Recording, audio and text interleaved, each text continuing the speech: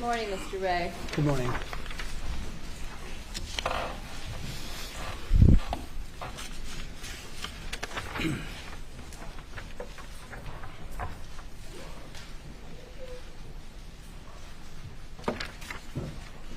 The first time that you saw Robert Baker in 2017, you said was in February when he came alone and the two of you played basketball and had dinner, correct? That's correct. During that time that he came out, you said you saw a bandage on his hand. Did he say anything about his girlfriend that he had previously messaged you about through Facebook? So ruled. Not during basketball, but in dinner he did. And what did he tell you? During the dinner, I asked him again if they're going to move in together to save money, and he said, yes, they've talked about it. It's already in motion. Okay.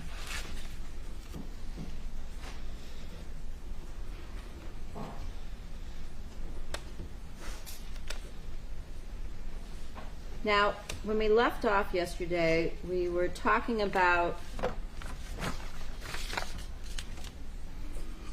March 23rd through March 26th, when you first met the defendant, and after having lunch together on the 23rd or 24th, then you and your wife Michelle and Baker and Monica, you all had dinner that she invited you out to at Andrea's, correct? That's correct. All right. And after that dinner, would that have been when you went to the club that you said you just walked across to on the same property at the Intrigue nightclub? That's correct. I'll allow this. And by the time you got to the club, would that have been after midnight? So then we would have been talking about March 26th. That's correct. Probably right around midnight. Okay.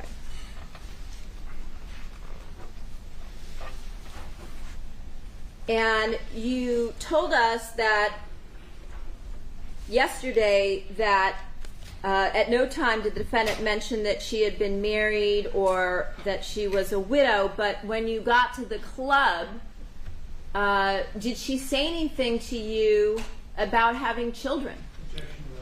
So ruled.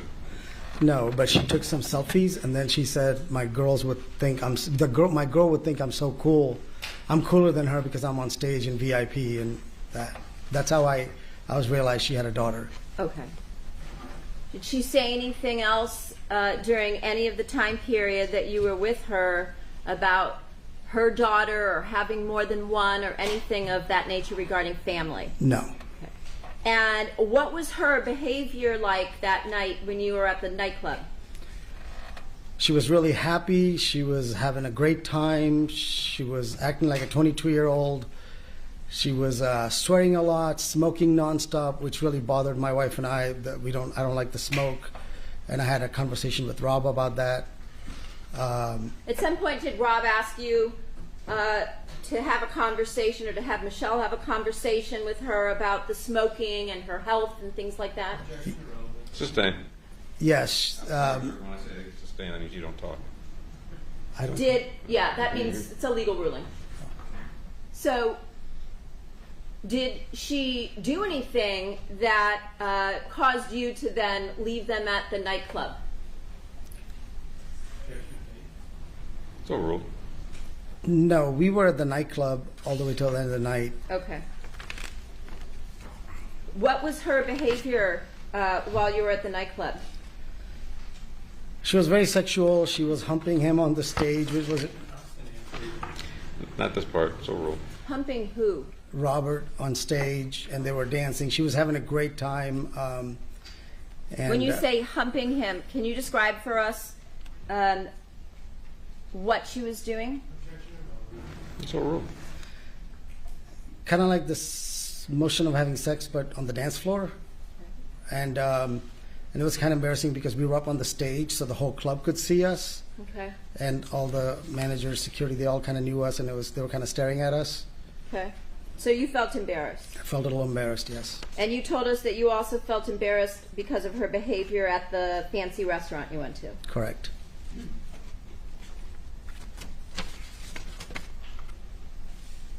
Was that the last occasion that you saw the defendant and Rob in March of 2017? That's right. Okay.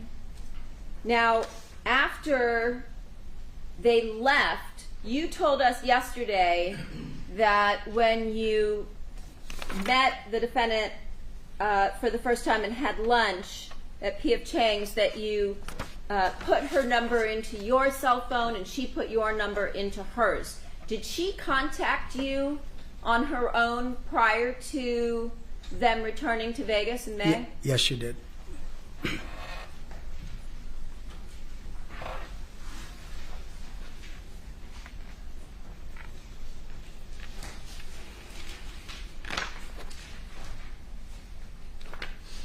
Your Honor, I have a extraction report from the defendant's iPhone number 119 that contains her text messages with this witness. It is 13 pages in length. May it please be marked as people's next in order. 208. Thank you.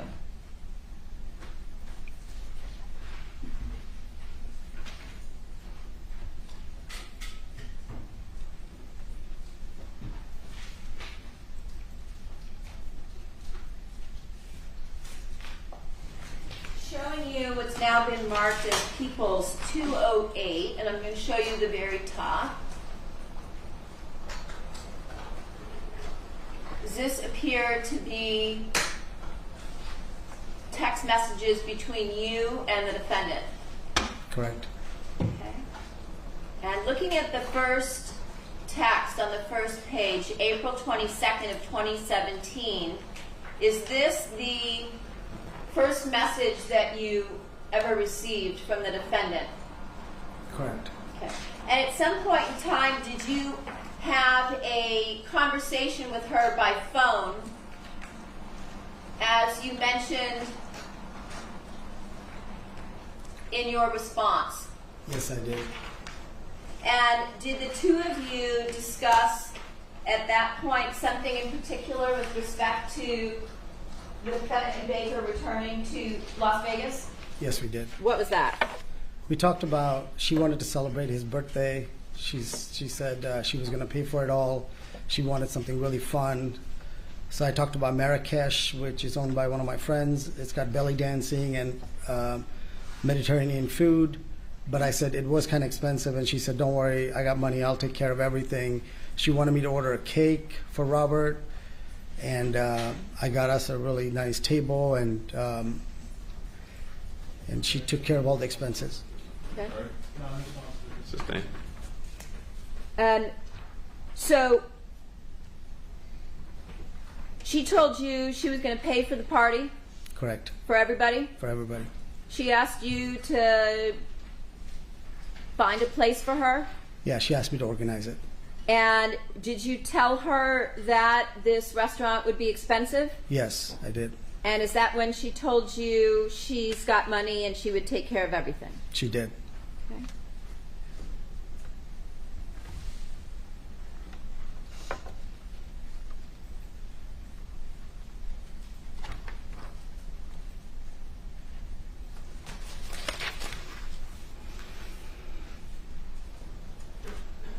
Looking at page 3 of the text messages,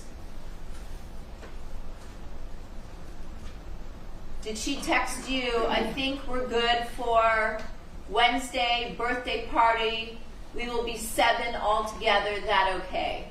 Yes. And that's on April 25th of 2017? 26th. Sorry, thank you. I have terrible eyesight, even with lenses. And then subsequently, did you respond, dinner at what time did you finalize? And then Marrakesh question mark. Yes, because she needed to give a credit card, Okay. so I didn't know if she finalized the thing or not.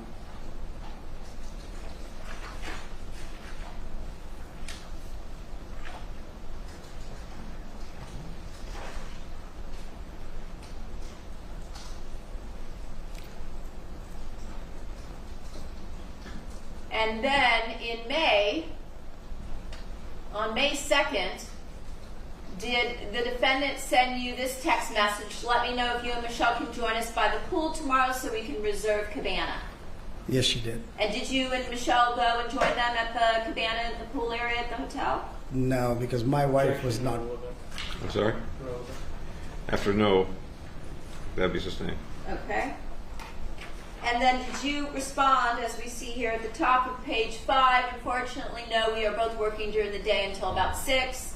Thank you for thinking of us. Dinner is at 8 at Marrakesh as planned. The owner will have a cake there. Correct.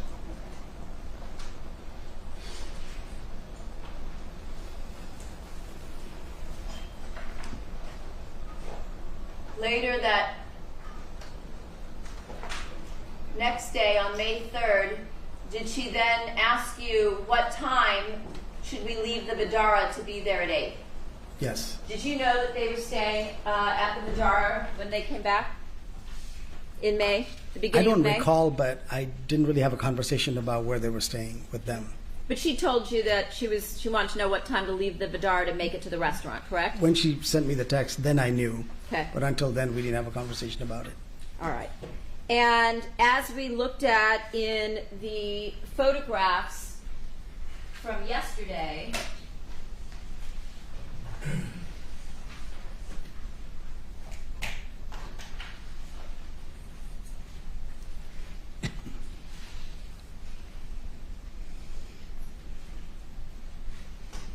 in People's Exhibit 205, there was a group of you for dinner that night, correct? Correct. And is that when you first met Al Birdsong? Yes, that was the first time I met Al. Okay. And did Rob tell you it was his old roommate from Las Vegas? Yes. And at that point, did you also meet the other couple, Ricardo and Sheila? Yes. Okay. And who paid for everything that night? Monica did. Actually not. It's overruled.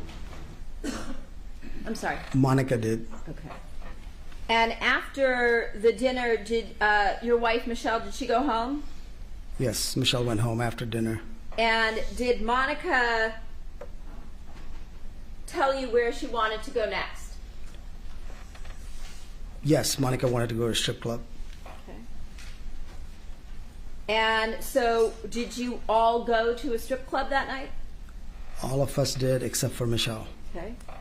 And when you went to the strip club again, was this a place like a nightclub where you could order drinks and things of that nature? A strip club's kind of like a nightclub, but you have to get, if you want a place to sit, you have to get bottle service. What is that? Like basically you get a bottle of vodka and it costs like $300 or $400 plus tip. And I told them they didn't have to get that because I had connections, so we could have just gotten the seat. But Monica wanted to get a bottle, and then I got them the VIP seat, and we all went in there through the back through the VIP. Okay. And so you guys sat at a table, and Monica ordered a bottle of something? Correct. Okay. And who paid for that? Monica did. I got everybody in for free, but she. Sustained. Okay. You got everybody in for free, so the only thing she wound up paying for at the club would be the bottle service? Whatever the expenses were, yes. Okay. And was everybody there ordering drinks? Everybody was except me and Rob. Okay. Any idea that night what the bill came to at the strip club?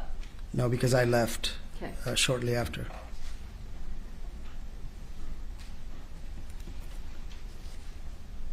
Now, during the March trip and the May trip, you had now spent some time with Monica and Rob. With respect to their relationship, who did it appear was in charge? Objection, speculation. Sustained. In terms of who was making the decisions as to what you all were doing and what was being ordered and things of that nature, who was making those decisions? 100. Sustained. Did the defendant tell you that she got comped at the Vidara because she gambles? Yes.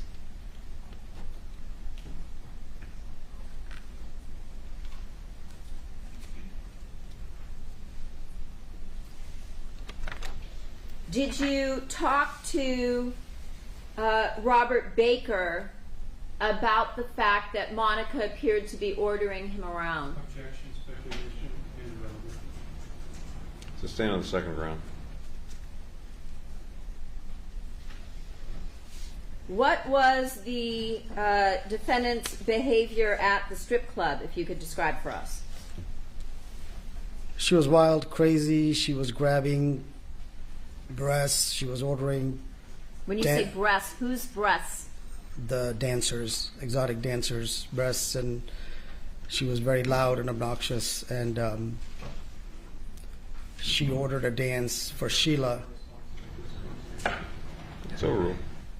What do you mean ordered a dance for Sheila? She basically got a girl to give a dance to Sheila, which made Ricardo very upset, and they were fighting. Okay. And was she doing anything? I know you talked about the night before at the nightclub that she was humping Rob. Did she do anything with respect to Rob that night? It's overruled. At this point, it's overruled. No, because Rob and her got in a fight because of the way Monica was acting. Okay. At any point in time, did you see her grabbing Rob's private parts? Overruled.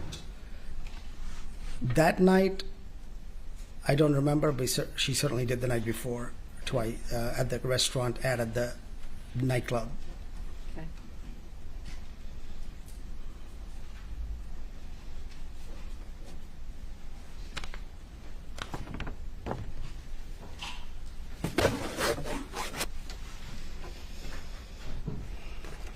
Did you describe her behavior to law enforcement as very dominant and bullying? Yes. Sustained.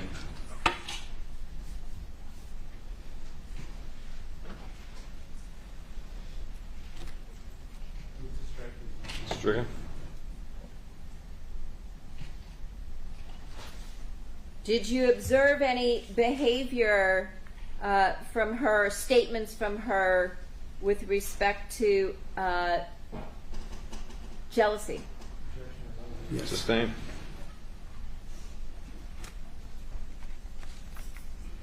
Did she tell you that Rob makes her better?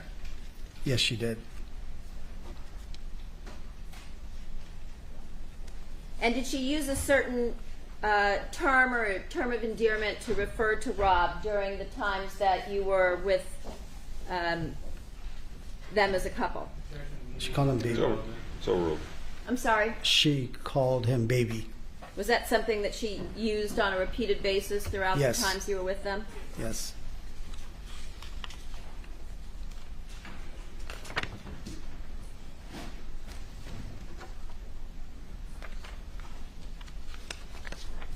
At any time during the second trip to Las Vegas in May of 2017, did she ever mention to you that she had been previously married? No. Sustained. I have nothing further. You may cross.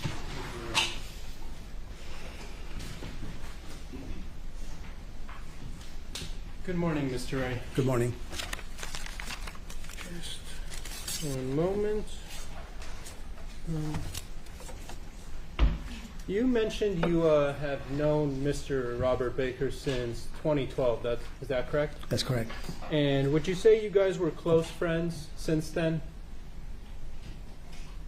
Up until the time he got arrested? Yes and no. So would you say you were closer when he was still living in Vegas? Yes. And then when did he move out of Las Vegas?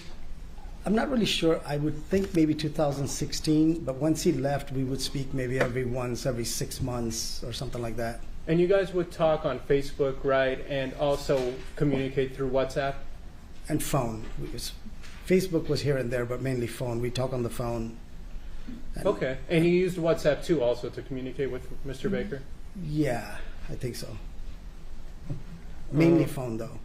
Mainly phone calls is what Mainly you're phone saying? calls. And when we came to LA, he would meet up, whatever, with us. Okay, so Robert Baker came to your house multiple times, though, after he had left Las Vegas, correct? No. No. Actually, when we were in Vegas, he came to our house only twice. And afterwards, he only came once the day I met Monica. And that was that March visit? March visit.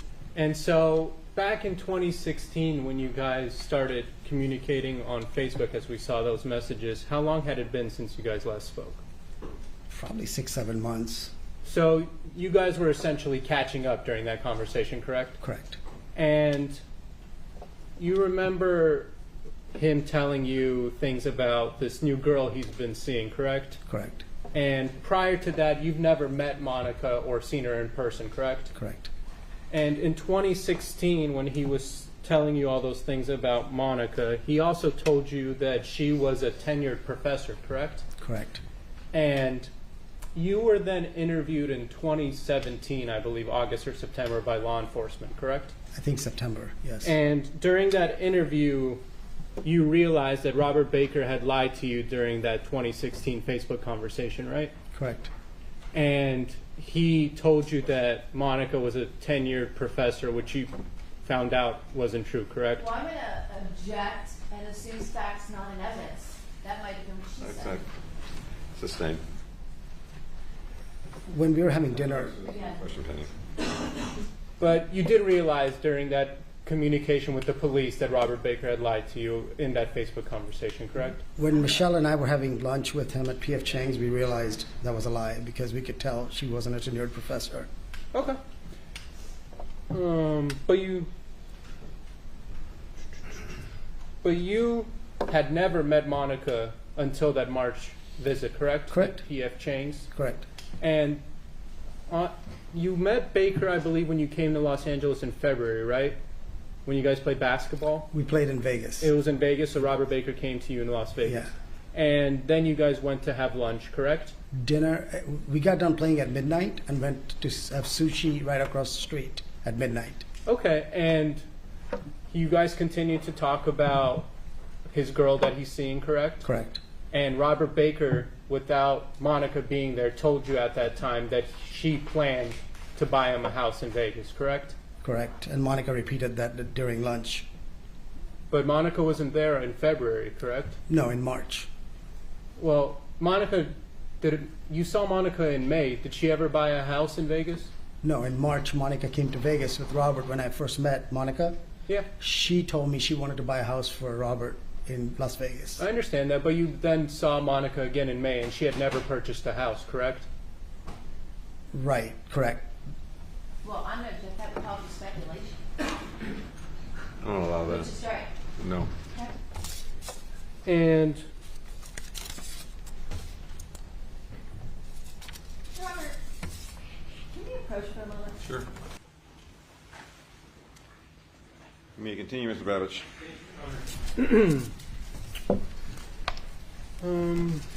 okay, so the only 2 times you had ever met Monica was that Vegas visit in March and the Vegas visit in May, correct? Correct.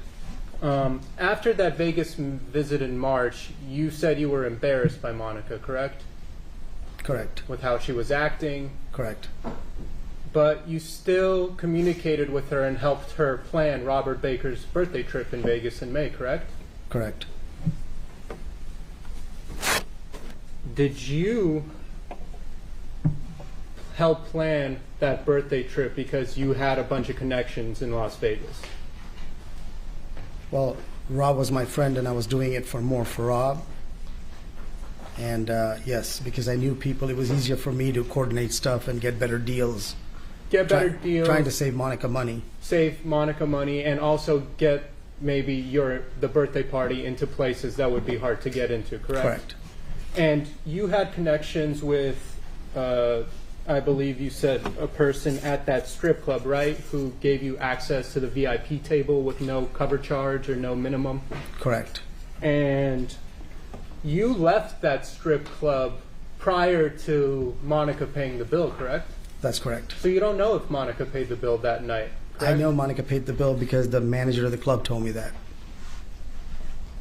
The manager told you that afterwards?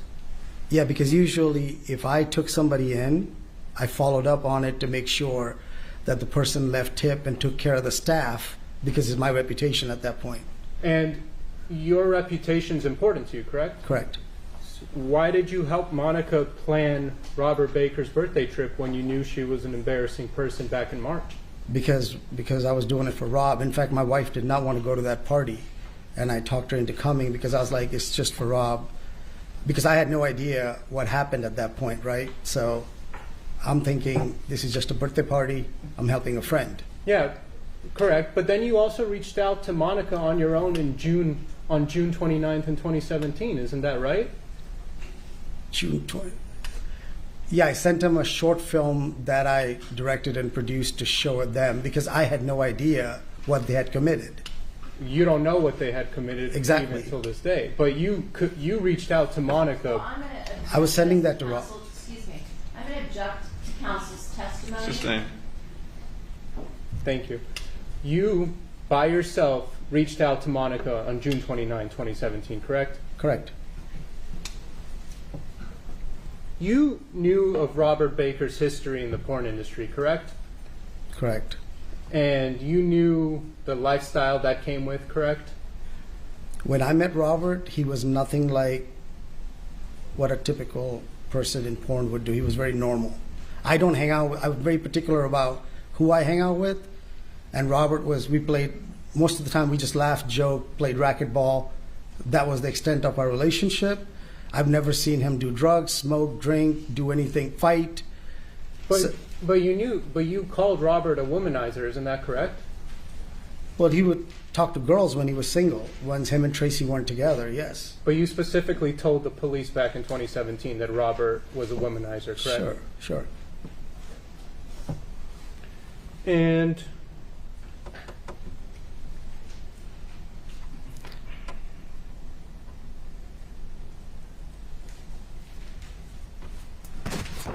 one moment, Your Honor.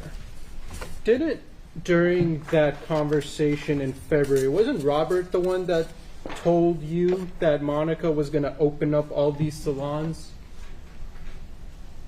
No, I don't recall that conversation. In fact, I had no idea Monica was in the salon business at all. And there might be a possibility she spoke to my wife during the lunch at P.F. Chang's, but I Your didn't Honor, know. move to strike. There's no question pending. Thank you. Would it refresh your recollection if I showed you a page from the transcript of your audio interview in 2017 with the police? It would, but there was multiple conversations happening Your at Honor, that time. may I approach? Which counsel? Page 61, lines 24 through 25. Thank you. Can you just read lines 24 and 25 to yourself silently, and let me know when you're done?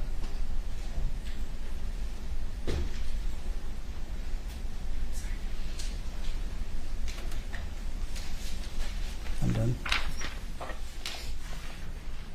So you started saying she told me, but then you changed it to he told me that they're going to open up all these salons all over, correct? The detective led the conversation, and at that time there's multiple conversations going on, but I distinctively remember I did not know anything about a salon business, and when the detective said it, I think the transcription is wrong over there because I didn't know at that time. So the detectives led the entire conversation That, with you? if you look at the line before, the detectives led the conversation. It wasn't me. Yeah, but I'm just asking you, throughout that interview, the detectives essentially led that entire conversation? No, just that part. Just that part? Yes.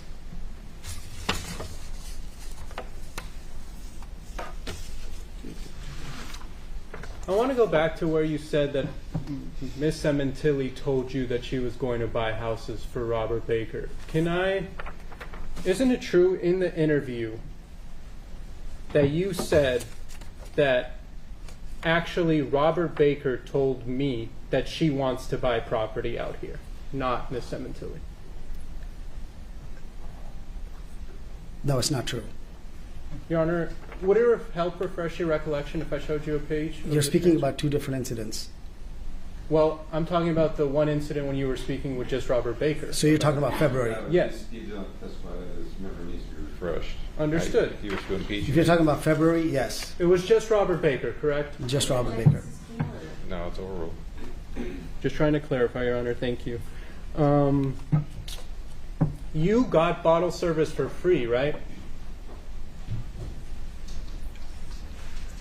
No, the bottle service wasn't free.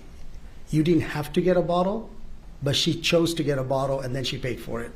Well, didn't you tell the detectives previously that you would get bottles if you asked for bottles from your connections? Again, I'm going to object. It's not inconsistent with what he testified to. I said I have the option to get bottles, get the table without having to get a bottle. So normally in Vegas, you have to, if you want to get a booth, you have to order bottles. I had the option to get the booth without having to get bottles, and people can order individual drinks. And isn't it true that in Vegas there's also a minimum to get tables usually? That's correct. And there was no minimum for you guys, correct? That's correct. And what is the typical minimum? Depends. If you go to a nightclub, it's $1,000 or more. If you go to a strip club, it could be anywhere from $300 to $1,000, depending on what weekend it is and what's going on. Understood.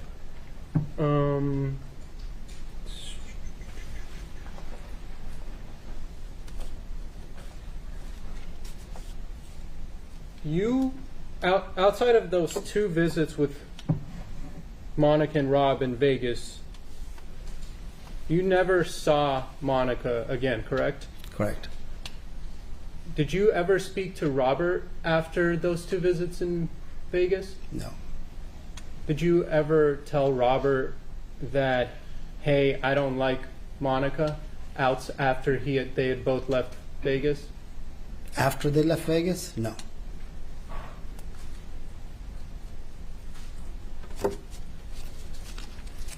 One moment, Your Honor.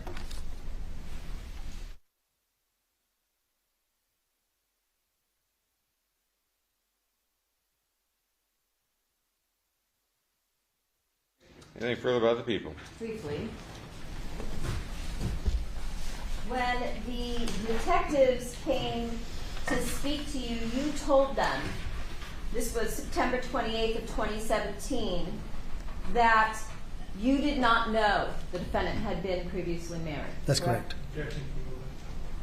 Not a lot of this. You also told them that you had no idea the defendant was a widow. Correct. And you don't know whether or not the defendant purchased any property in Las Vegas or not. Correct. Okay. And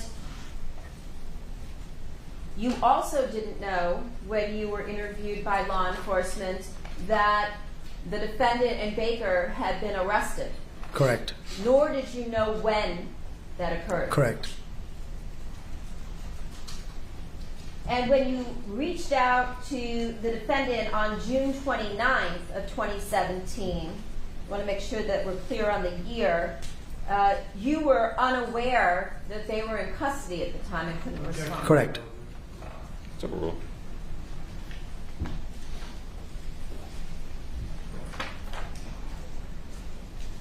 With respect to opening the salons, the line prior to what was asked on cross-examination was a detective saying she taught people to open up their own salons and business, stuff like that, by the way.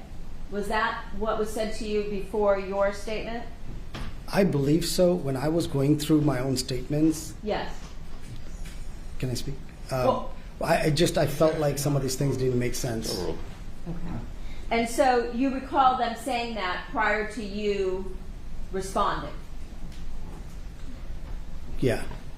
You need to look at the transcript? No. Okay. And you told the detectives about the things the defendant had said to you, that Monica had said to you, as well as things Robert had said to you, correct? Correct. I think she said that to my wife, and that's how I know about the salon thing. Okay. In other words, Zoom in. It's overruled. you were trying to be today specific to what was asked of you, Correct. or what was said to you. Correct. Okay.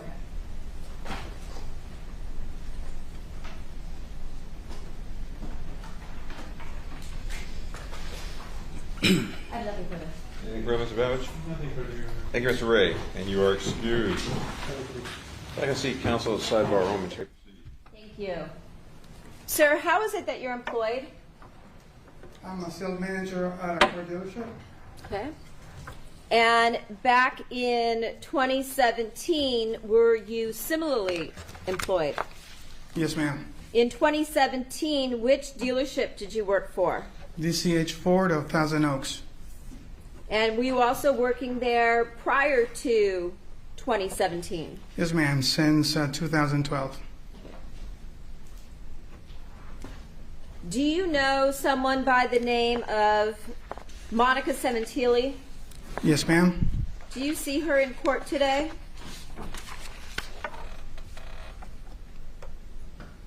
Jeez.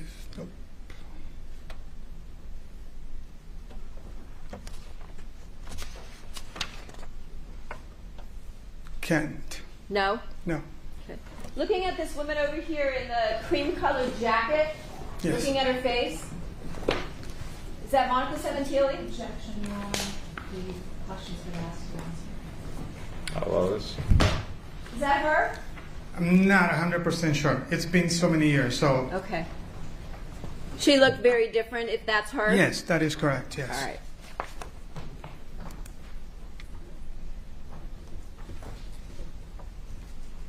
Did you also meet someone at the Ford dealership in Thousand Oaks by the name of Fabio Sementilli?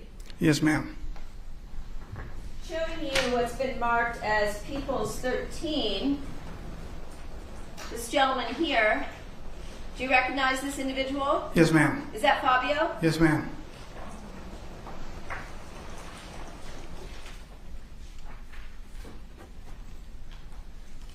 And did you meet him at the dealership as well? Yes, ma'am. What was your job or your title at the Ford dealership in Thousand Oaks? At that particular time, I was a finance manager. And what were your responsibilities as the finance manager at the Ford dealership? Going over contracts and getting them signed.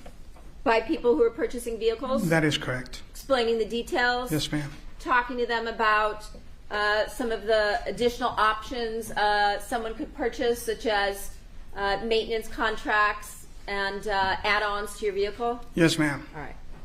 And were you the finance manager who handled the paperwork for the lease on Fabio Sementilli's Ford F-150? That is correct.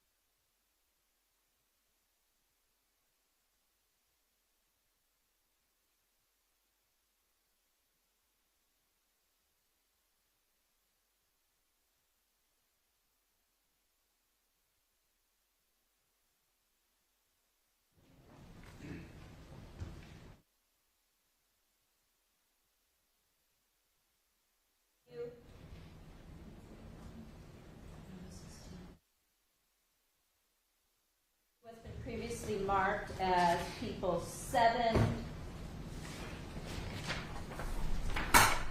page 12.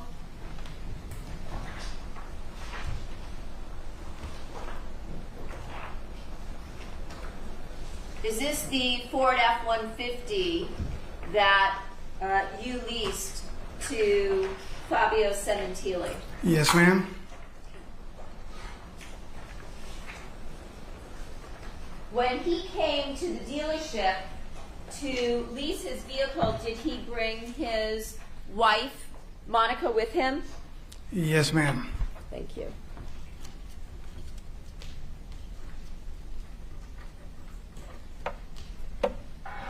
In 2017, did you come in contact once again with Fabio's wife, Monica Sementilli, at the Ford dealership? Yes, ma'am.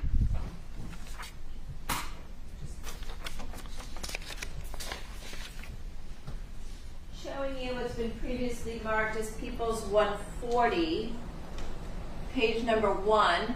Do you recognize this individual here? Yes, ma'am. So rule. Who is this? Monica Sementilli. Okay. That's how she looked when you met Yes, her ma'am. with Fabio, as well as in 2017 when she came back to the dealership? Yes, ma'am. Please don't touch.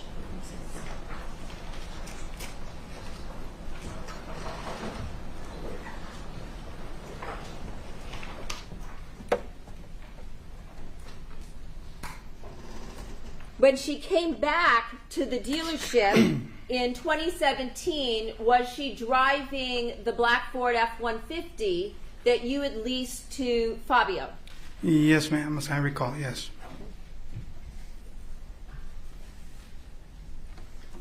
When she initially came back in February, March of 2017, was she brought into you by one of your salespeople? That is correct. And who was that? Gail Burlingame? Did you see her today? Yes, ma'am. And what, if anything, did the defendant tell you she wanted to do at that point in time when Miss Burlingame brought her into your office? She wanted to go over the options about trading in the car or returning the car. Those are the things that I handle. At that time, I was the sales manager. Okay. So I gave her the different options. Okay. And at that point, did she tell you that her husband had been killed? Yes, ma'am. It was communication, and it was stated to Gail and myself. Yes, ma'am. And what did she tell you about her husband's murder? She was crying, and she had stated that her husband had been killed while inside the vehicle in the parking lot of her property. She told you that he had been killed inside of that vehicle that you had leased to Fabio? As I recall, yes, ma'am. Did she tell you that because he had pulled into the driveway, was murdered inside the vehicle, that she wasn't comfortable driving the vehicle anymore? Sustained. Did she tell you why she didn't want to keep the vehicle? She was not comfortable driving the vehicle around because of the accident on the vehicle, because her husband had been killed while inside the vehicle. Yes, ma'am. She didn't describe it as an accident. She said he had been killed? Killed. Yes, ma'am. I'm sorry.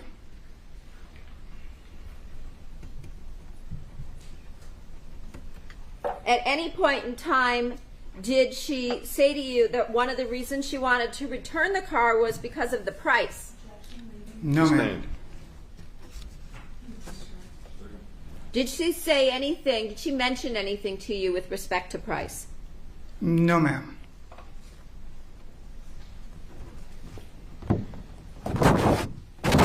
How long of a meeting was this first one? Within probably 30 to 45 minutes at most with myself. I know it was a little bit longer with Gail, though. During this 30 to 45 minutes with you, did she cry throughout the meeting? Throughout the meeting, yes, ma'am. Yes, ma'am, throughout the meeting. Okay. And at that point, did you explain what her options were? Yes, ma'am. What did you offer to do, given that she told you her husband had been murdered or killed inside the vehicle? Could you repeat the question, please? Sure. What did you offer to do to assist her, given that she told you her husband had been killed inside the vehicle? That she could trade in the vehicle or purchase another vehicle if she wanted to. Okay. So you told her she could just return the car and Yes. be done? Objection, reading. I love that part. Yes, ma'am. She didn't need to purchase a new car or extend the lease or anything like that? That is correct. Okay. Did you also tell her that if she wished that you would assist her or someone at the dealership would assist her with a new car if she wanted? Yes, ma'am. During her 30 to 45 minute meeting with you, when she was crying, did she use her phone at all? Throughout the whole 30 minutes, a couple of times, maybe 3 or 4 times. Yes, ma'am. Okay. And could you hear the person's voice on the other end? It was a male for sure. I just didn't know who he was. Okay. And that day, did she actually return her husband's Fabio's Ford F-150 truck? Not on that particular day, no. Okay. Did she drive off in the vehicle? Yes, ma'am. On April 3rd of 2017, did Monica Sementilli return to the dealership? Yes, ma'am. And what did she tell you she wanted to do on that day? She wanted to return the vehicle and purchase a new vehicle. Okay. And was she working still with Gail Burlingame at this point in time? Yes, ma'am. Was her behavior the same, the demeanor the same as it was on the prior occasion when she met with you and was crying for that 30 to 45 minute visit? Not as I recall, ma'am, no. What was her conduct like on that day? Very jovial, laughing, smiling a lot more. There was no crying going on.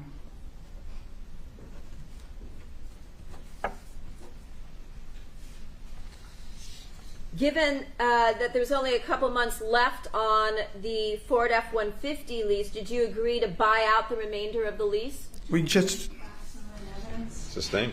Was there only a couple months left on the lease at that point in time? as I recall, yes, ma'am. And what did you offer to do? We could just return it back to Ford. So you weren't going to charge her for the next couple months? Correct. Okay. Now, at some point in time, later on that day, as the sales manager, did you go over paperwork with her as it related to the buyout of the truck that you were going to buy out the rest of the lease and the purchase of a new vehicle? Yes, ma'am. And do you recall what vehicle it was that she was purchasing that day? A Ford Mustang GT.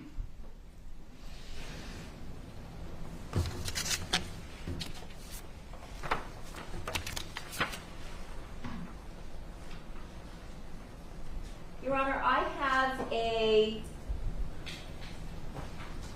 sales contract that is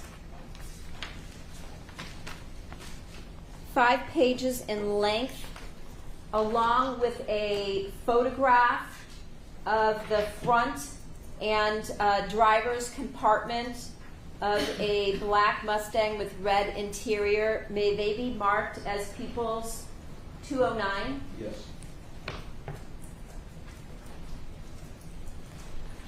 The photograph has a 7 in the lower left corner.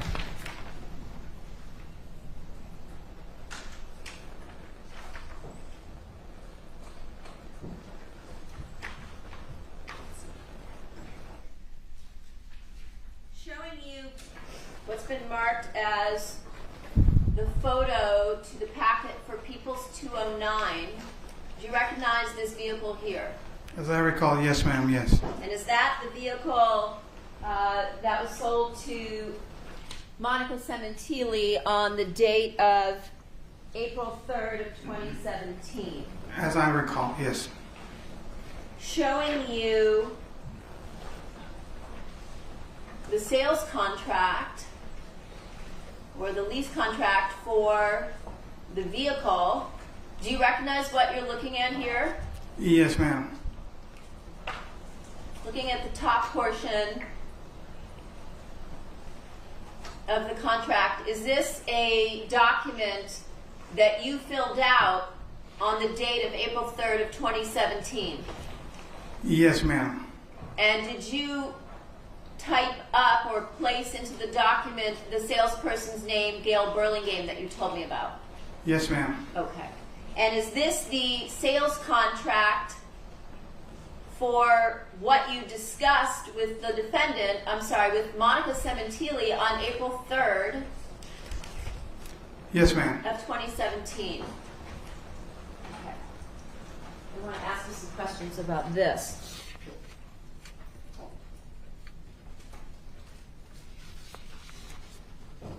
Did you discuss with her various options that come or you could order for the vehicle? As part of my job, I do describe the different options that you're able to purchase. Yes, ma'am. Okay. And did did Monica Sementilli conduct any negotiations with you on price? No, ma'am. And did you discuss with her not only the options that you could add on to your vehicle, such as rims and extras, but the price for each of those options? Yes, ma'am. Okay. And did Monica Sementilli, in fact, purchase all available options? Yes, ma'am. Okay. And did that increase the base price of the vehicle? Yes. By approximately how much? Anywhere from $6,000 to $7,000, roughly. Okay. And one of those options, did that include things like a prepaid maintenance contract Yes, ma'am. for the vehicle? During this conversation that you had with her relating to the lease of the new vehicle, did she call anybody? Yes, ma'am. On various occasions, yes. Okay. And how long do you think that conversation took place with her on the date that she leased the new Mustang? Between her and me, Yes. probably another 30 minutes to 45. Okay. And approximately how many phone calls did she make that time? As I recall, about 2 or 3 again. Okay. And could you hear a voice on the other end of the phone? Yes, ma'am. Did it appear to again be a male voice? That is correct. Yes, ma'am. At some point during the process, did her male companion show up at the dealership? Never got to see him physically, but I was advised by Gail that he was in fact at the dealership. Okay. At any point, did he come in and try to negotiate price with you? Yes, ma'am. Not with me personally, no, ma'am. It was more about, I guess, going over with her, but never negotiate anything with me personally. I never got to meet him. So the total amount of this particular lease with all of the options was $62,271, correct? Yes, ma'am.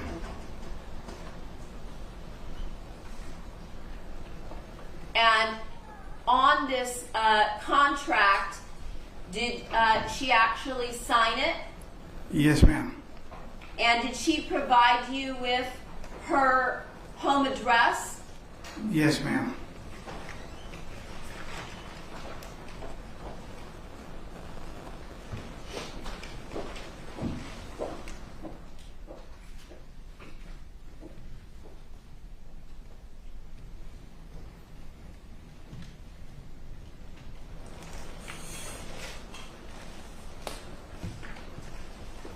This would be the fourth page of the contract. Did she also fill in some of the information on the contract, including her address, her driver's license number, her home and cell phone numbers, as well as her business?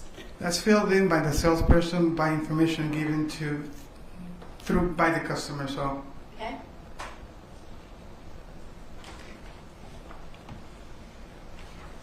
And on the contract as well,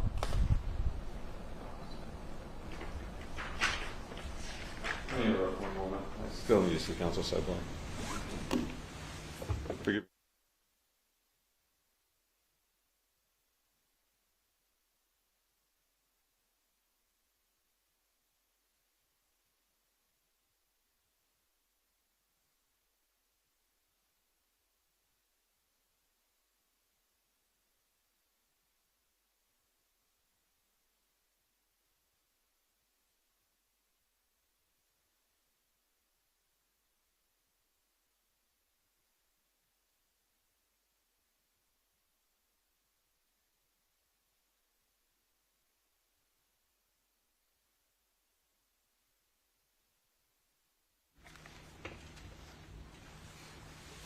On the last page of the contract, is that where the lessor also puts down or provides information for references That is correct. and signs at the bottom? Yes. So on this particular contract, it says Deborah Obad and Ernie Valorano along with their contact information. Overruled. Correct. Sorry.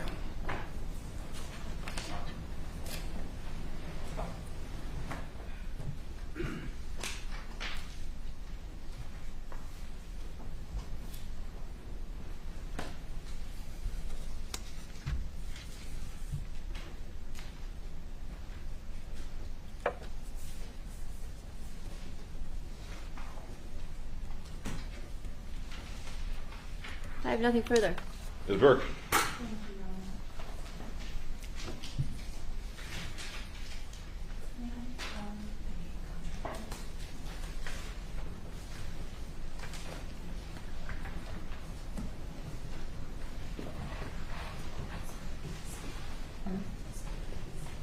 Good morning, Mr. Avil. Good morning. So back in 2017, you were a car salesman, manager at the Manager. DCH Yes, ma'am. dealership. Yes, ma'am. You regularly sold cars and discussed credit arrangements and leases, correct? That is correct. Okay. And you, in fact, met Fabio Sementilli and Monica Sementilli when Fabio originally came in to lease the truck. Correct. And do you have the terms of that lease, or were you ever asked to produce that actual lease for the truck? For the F-150, no, Yes. ma'am. No. You never looked for it? No. Okay. Do you remember the terms of the lease? No, ma'am. Okay. And when you first met Monica Sementilli again, that was sometime in March of 2017? As I recall, yes. Okay. Do you remember what date? I do not. Okay. And had she called the dealership first because she had received a notice that the lease was going to be up on the truck? No, ma'am. Not that I'm aware of. That was never brought to me, so I wouldn't know. Miss Birmingham never told you No, that? ma'am. Okay. But when you first encountered her again, when did you first meet her? When did Fabio Sementilli first lease the truck? Do you know? I don't recall the exact time. Okay. No. Do you remember whether it was a 3-year lease, a 4-year lease? Normally, it's an average of 3 years, but in this particular case, I do not recall. Did you say normally it was for 3 years? Normally, it's 3 years, but I don't recall in this particular case. So when you first encountered her for the second time, it was her coming into the dealership to talk about the lease on the truck, correct? Yes, ma'am. Okay. And she gave information which you looked up on the lease to familiarize yourself again with the lease? Yes, ma'am. And you looked up the lease and determined that it was only in Fabio's name, correct? I don't recall. I don't particularly recall that. Okay. Did you look up the lease information? I did. Okay. Yes. And if a lease is in someone's name, but not the person trying to transfer the lease or assume the lease, they're not allowed to do that. That is correct. Okay. Yes, ma'am. And you informed Ms. Sementilli about what the options were for the lease at that point, correct? Yes, ma'am. And at that point in March, you said there were 2 or 3 months left on the lease? I believe so. I'm not 100% sure on that. Yes, ma'am. Okay. And you told her at the time that the lease couldn't be transferred to her name, correct? If her name wasn't in it, then yes, I would have said that. I would have made that statement. Yes, ma'am. Well, I'm going to object that it causes respect for Be happen custom. I'd allow that. And you did not, at that time, agree, you didn't prepare any documents for waiving the payments, the remaining payments on the lease, am I correct? That would be correct, yes.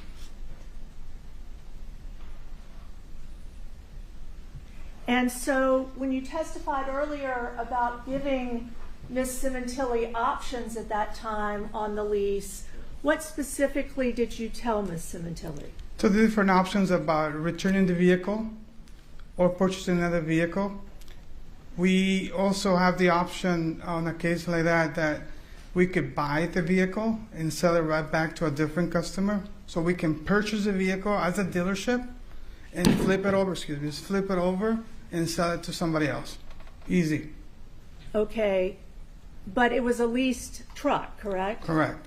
So she still owed whatever remaining lease payments on the truck, correct? Correct. She was responsible for that, and you let her know that? Yes, Okay. if I did, yes. And you don't remember whether it was 2 or 3 months? I do but not.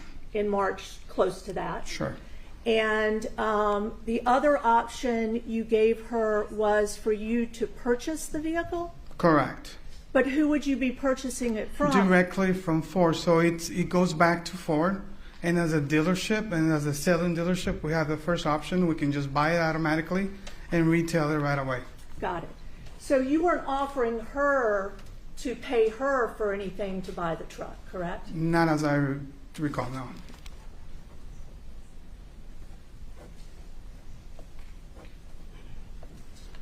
And you said the other option you gave her was to buy a new car? Correct.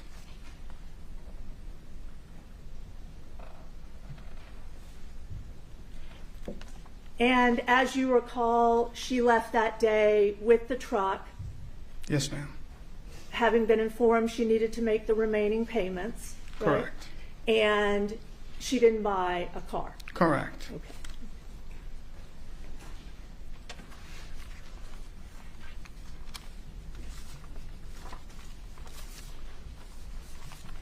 And then the next time you saw Miss Sementilli was on the date that she returned the truck?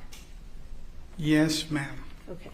And that was, to your recollection, April 3rd, Yes, ma'am. 2017? Yes. Okay. So that was March, April, that was about a month after you had last spoken to her? Yes, ma'am. Approximately? Approximately, yes. Okay. Got it. And did you ever determine whether the payments had been made on the truck? Not, I do not recall right now, no.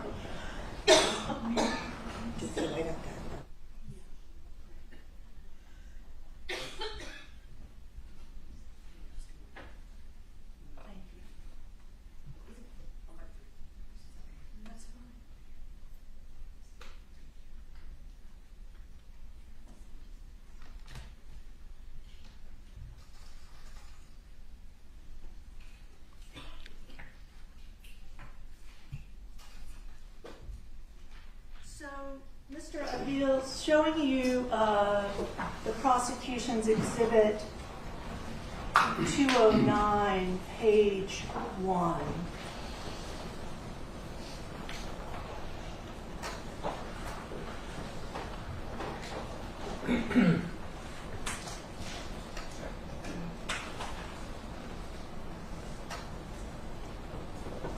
This is the sales contract you negotiated with Miss Sementilli on the date you sold her a new car? Yes, ma'am. Okay. And I think you were asked before, the sales associate that was credited with selling the car was a Gail Birmingham? Burlingame. Burlingame? Yes. Okay. And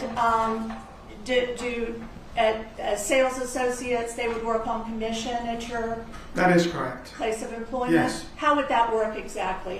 What in 2017 would be the percentages in terms of? About 20% of profit margin. irrelevant. Still roll. I'm sorry? About 20% of profit margin. Okay, they would get in their pocket? Correct. That's how they get compensated. Yes. Council, let me interrupt. Let's take our morning recess for 15 minutes. The evidence applies. I'll see you here in 15. Thank you. Good afternoon, or good morning again, Mr. Aviles. During the break, you spoke with Ms. Silverman. Yes, She ma'am. came over and spoke to you. Yes, ma'am. Could you tell us what was discussed? What Sure. she said? Yeah. Sure. She just told me that she was going to ask me more questions. Okay. Bless you. That's what she She said. told you she was going to ask you more questions? Yes. Okay, great. Mr. Aviles, when we left off, we were discussing the contract that you negotiated for the sale of the Mustang with Ms. Sementilli in April, I think it's April 3, 2017. Yes, ma'am. Okay. And you had discussed the commission system, and you were discussing the terms of the sales agreement that you negotiated, correct? Correct. Did you negotiate the sale price, or was that Ms. Burlingame? So as a sales manager, I normally would give the first offer for sheet to the salesperson. She will present it, and if there are any issues, then I will go in. And at that particular time, I'm not 100% if I was involved in negotiating that particular deal, but I know that I worked the deal. My name is on paper, yes, ma'am. And you, when you say you worked the deal, is it fair to say that you told Ms. Sementilli about additional things she could purchase on the car if she chose to complete the sale? That is correct, Okay. yes. And you recall doing that, correct? As I remember, yes, ma'am. Okay. And am I correct that when Ms. Sementilli purchased this vehicle in April of 2017, all that she paid DCH Ford was $1,000 to take the car? Not accurate. She did not give us anything. There was no money involved. The $1,000 that you see in the contract, it's a rebate from the manufacturer. So there was nothing out of her pocket. So when you placed this $1,000 on the purchase contract Yes. as the down payment, you did not require her to pay that. You simply applied the $1,000 from the rebate. That is correct. Okay. So in order for Ms. Sementilli to take the car home that day, she financed the entire car on credit? Yes, ma'am. Okay. And she paid nothing Nothing. to take it. And in fact, am I correct that she financed the car over the next 8 years? If I recall, it's 75 months, so that will be six and a half. Okay. Drawing your attention to page 1 of People's Exhibit 209, where it speaks about the price and date of the final payment on the car being 10/18/25. Right. Isn't that next October? So it's 77 months if you see on top. So it's 78 months. Okay, why would she be paying money on the 96th month? That will be her last payment. I don't know. That's a 23. Is that a 25? I'm not sure. Yeah. No, I can't see it clearly, ma'am. But it's a 77 months purchase. You can see it on the contract in there. If you wish, counsel, you can remove the exhibit and approach the witness with the exhibit. Sure. May I show you? Yeah, the- absolutely. Thank you.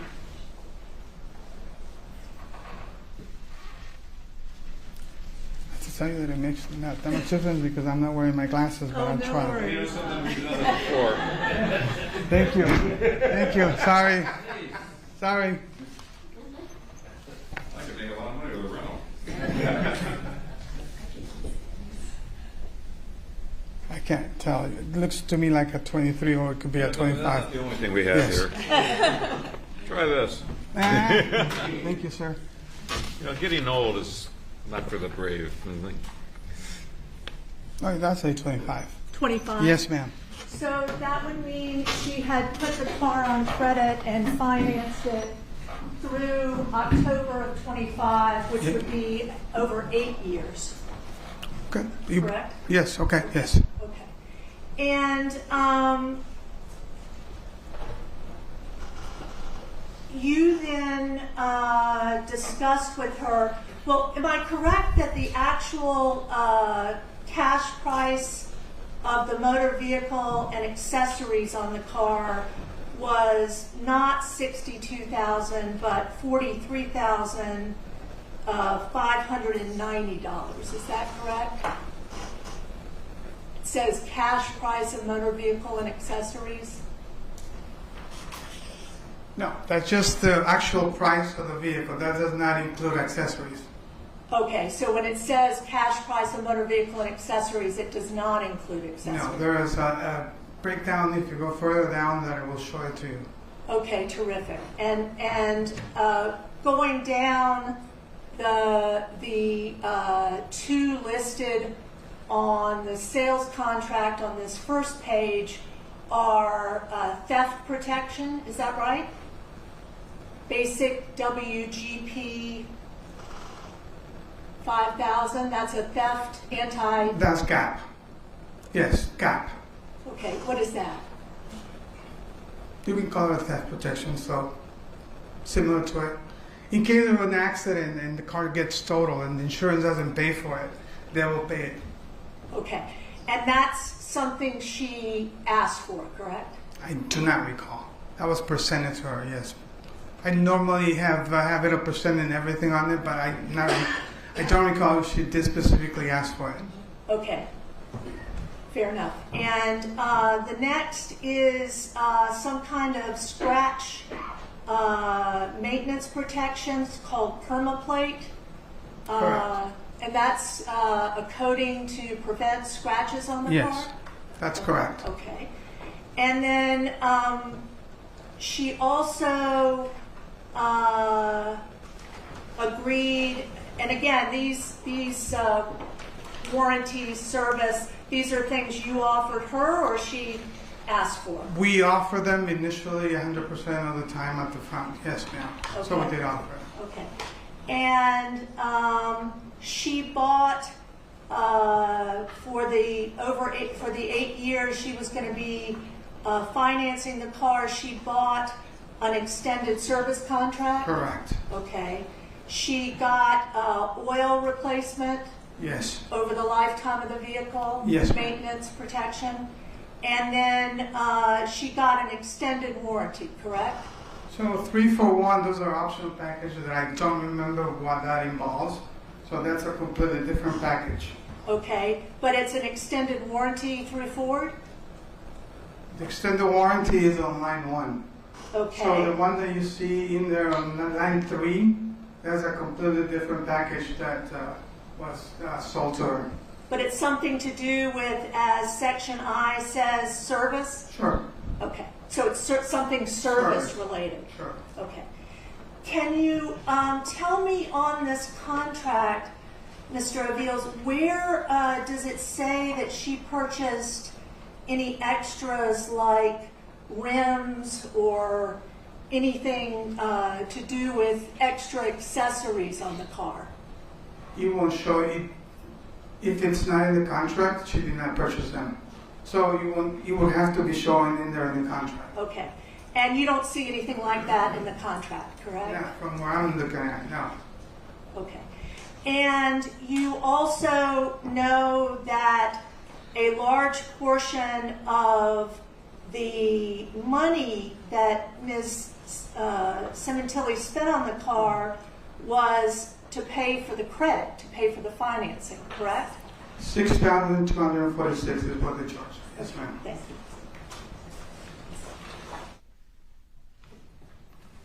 And Mr. Avil, am I correct that you at some point overheard Ms. Sementilli on the phone with someone on the April 3rd visit where she purchased the car that you thought was a man? Yes, ma'am. Okay. Did you also hear her speaking to her daughter? No, ma'am. Okay. And did you, in that meeting with Ms. Sementilli, did you or did you not meet a gentleman in person? I did not. No, ma'am. Okay. But when you were interviewed previously, correct, in this case? Yes, ma'am. Okay. And you spoke to a Detective Mitzi Roberts? Yes, ma'am. And she called you on the telephone? Yes, ma'am. Okay. And how did she get your number? Do you know? Through Gail. Okay. And when she called you, you specifically told her that Monica was with a man during the purchase of the car, and the man had way too much insight. Do you remember telling her that? I believe so. Yes, ma'am. Okay. And you told her that the man had the last say on all of the decisions on the car? Don't recall saying that, but he did have a lot of insight into the purchase. But I don't recall saying that particular phrase. Okay. Yeah. Can you describe what the man did? She kept calling and going over the different offers, Okay. and then she will hang up. We will go through different options, and then she will call again, and then she will hang up, and then we'll go through different options, and she will call again. Okay. I think you did you tell the detective that the man had the last say in everything? Can't recall, ma'am. Would it refresh your recollection to look at the Sure. report of what you said? Absolutely. This is page 1 of Detective Roberts' statement form.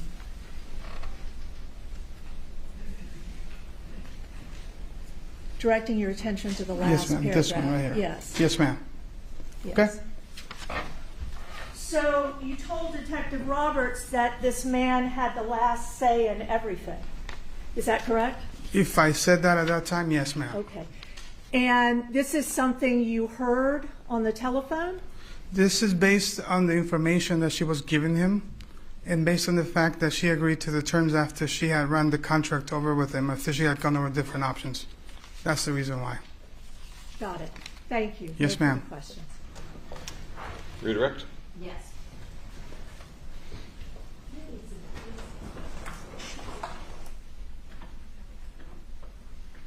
Looking at Exhibit 29,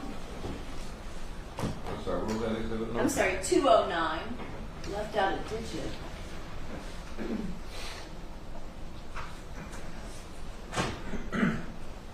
If the vehicle was financed over a period of 77 months, as you described that was typical, that would be October 18th of 2023, correct? Correct. And you didn't prepare anything on the first date that the Monica Sementilli came in February or March because she didn't make any decisions that day. That is correct. But the day that she returned and you met with her on April 3rd, the date of the contract, that's when you prepared the paperwork, correct? That is correct. And on that first date is when you offered to buy the vehicle back from her so that she would have no further payments at that point. That is correct. But rather than doing that, taking you up on your offer, she drove off in Mr. Sementilli, the vehicle, the Ford F-150, that you had leased to him and his wife previously. Yes, ma'am.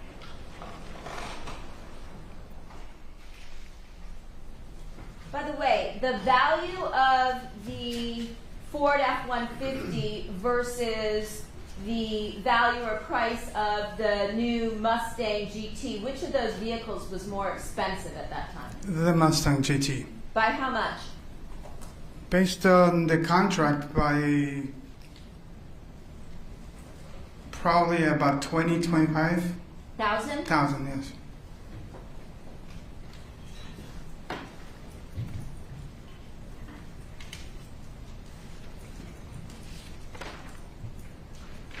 Did you also give her the option to hand back in the Ford F-150 and walk away from the dealership owing nothing at all to the dealership? Yes, ma'am. Was that because she had explained to you that her husband had been murdered inside the vehicle?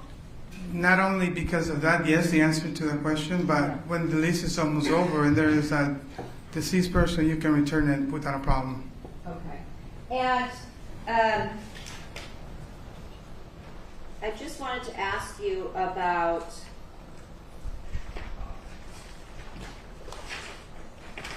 one of the options. I think you said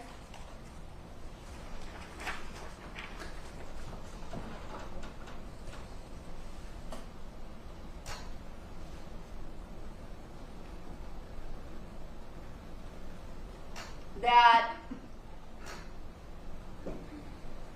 did you use the term gap insurance? Yes, ma'am. Where were you 2 months ago for me? So if you drive your brand new vehicle off the lot within a certain amount of days of your brand new vehicle being driven off the lot, the gap insurance is the gives you the full replacement value new for the vehicle, even though the vehicle may have depreciated once you drive it off the lot?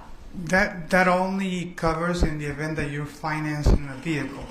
So if the vehicle hits a total loss or it gets stolen or it's damaged, then your personal insurance will pay for it.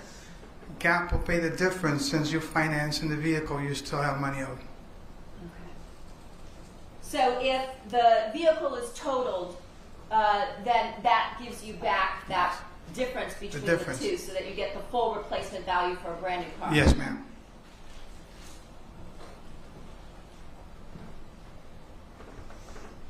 And with respect to the 3-for-1 package option, that was,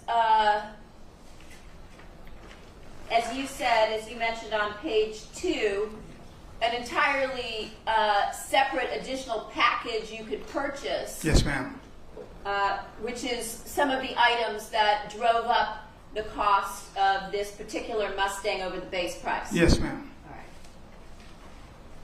And those were all of the things that you mentioned to her and that Monica Sementilli chose to purchase from you. Yes, ma'am. Standard procedure to disclose everything. I have nothing further. And there you cross. Yes, just briefly. Hold on.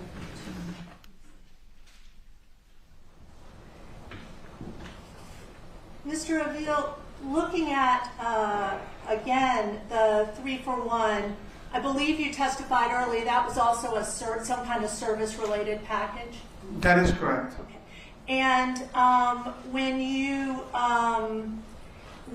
mentioned before that you offered to Miss Sementilli on the first date you met with her when she was trying to discuss the lease on the truck. I think Ms. Silverman asked you if you offered to buy out the car, buy back from her? Or, yes, ma'am. Okay. And when you have a lease on a vehicle, am I correct that at the end of the lease, once the payments are made, you have the option of buying the vehicle if you're the leaseholder? If you're the leaseholder, yes, ma'am. Okay. And on the lease that Fabio Sementilli had only in his name, the buyout on that Ford 150 truck was substantially less than the buyout price if Monica Sementilli was buying out the truck, Evidence, correct? assumes facts not in evidence that the lease was only in his name. As he No, said. there's been testimony as to that. It's overruled. Could you repeat the question, Yes. please? The buyout for somebody purchasing the car who was not on the lease was more money than the lease if the leaseholder had bought out the car. I believe so, yes, ma'am. So if in this particular case, the buyout for Fabio Sementilli would have been $30,000. In Monica Sementilli's case, you told her if she wanted to buy out the lease, she would have to spend $44,000, correct? I don't recall that conversation, ma'am. No. Okay, but something more in terms of the amount, it was more than the original buyout for the leaseholder. So it would have been more because we have to inspect the vehicle and normally there's cost to it. So it would have been more. How much? I don't recall. Okay. And showing you just one more thing, you did not give Miss Sementilli directing your attention to People's 209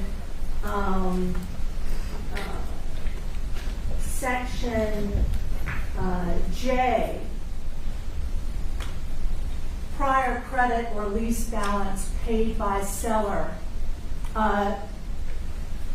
Correct. You didn't give her any monies or credit No. for turning in the lease. Correct. Nothing further. Thank you. Yes, Anything ma'am. further by the people? Just briefly, you didn't charge her for turning in the lease early either, Correct. and you applied a $1,000 rebate. Rebate. I have nothing further. Anything further? No.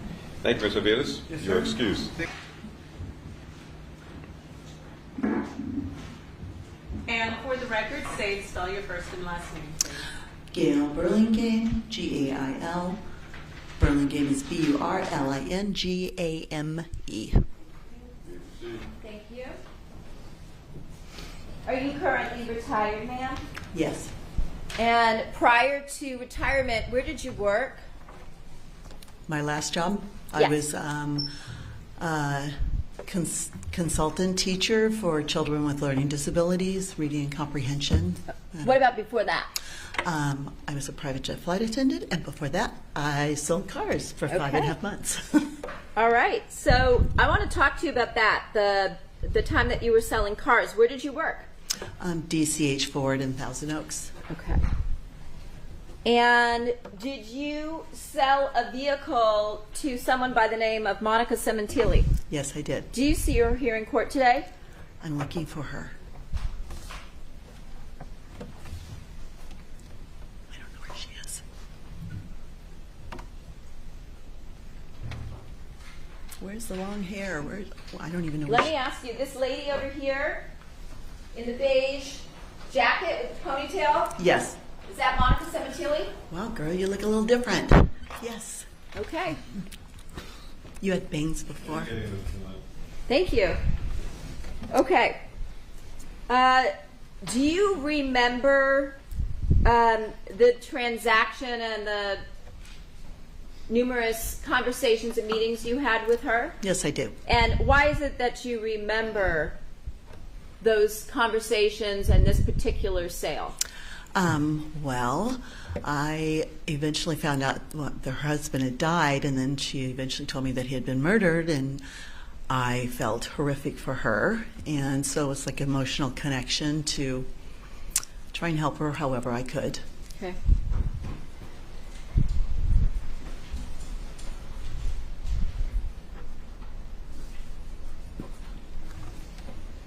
Did you receive a phone call initially from her at some time in February of 2017? Yes. And during that very first conversation, what did she ask you, or what is it that she wanted from you? she was worried about, she had a truck that the lease was coming due, and she said she wanted to talk to me about the truck and how she could possibly keep it. Okay. And it was in her husband's name and not hers. That's what she told you? Yes. Okay. And did she tell you that it was a 2013 Ford F-150 truck? Yes. And besides the fact that she wanted to keep it, did she also mention anything with respect to her daughters? Yes. As we got into conversations, she said that it was very important to keep the truck because the kids wanted it. Okay. And I totally understood that. Okay. And so after the call, did you speak with your boss as well as corporate headquarters to try and assist her? Yes, I did. Okay. Who was the sales manager at that point, the person that was your boss? Caesar. Okay. Cesar Aviles? Yes. And at that point in time, did you and Caesar have some conversations? Just yes or no? Yes. Okay. And then after that, did you have additional conversations with Monica Sementilli through phone calls, texts, emails, things of that nature? Yes, I did. And did those conversations take place over the next couple weeks? At least, yes. Okay.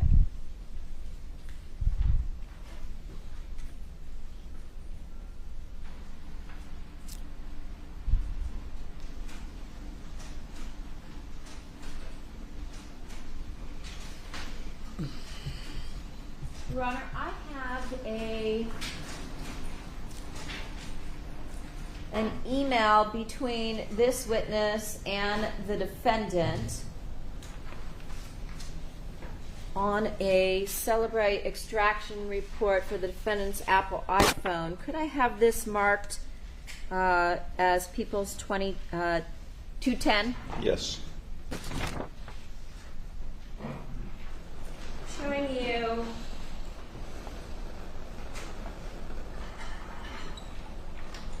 People's 210, and let's start at the bottom of the email.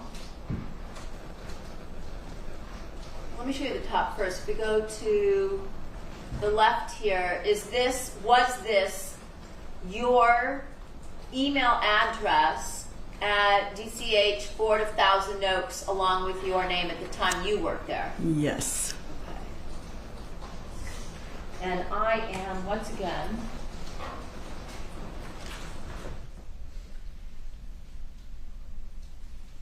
going to black out your cell phone number.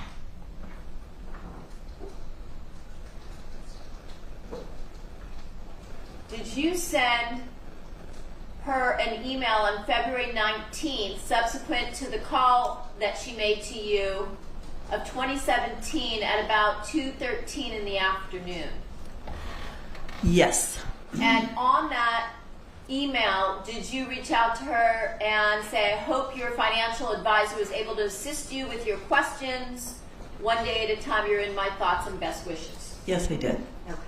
And was that based on the conversation that you had had with her regarding her husband having died? Yes. And at that point in time, did you know anything other than the fact that he had passed away? Not in the beginning. I didn't know. I just know he passed away. And then eventually she told me. Okay. But other than the fact that he passed away, she never told you in that initial conversation what had happened? Not at the beginning, no. Okay.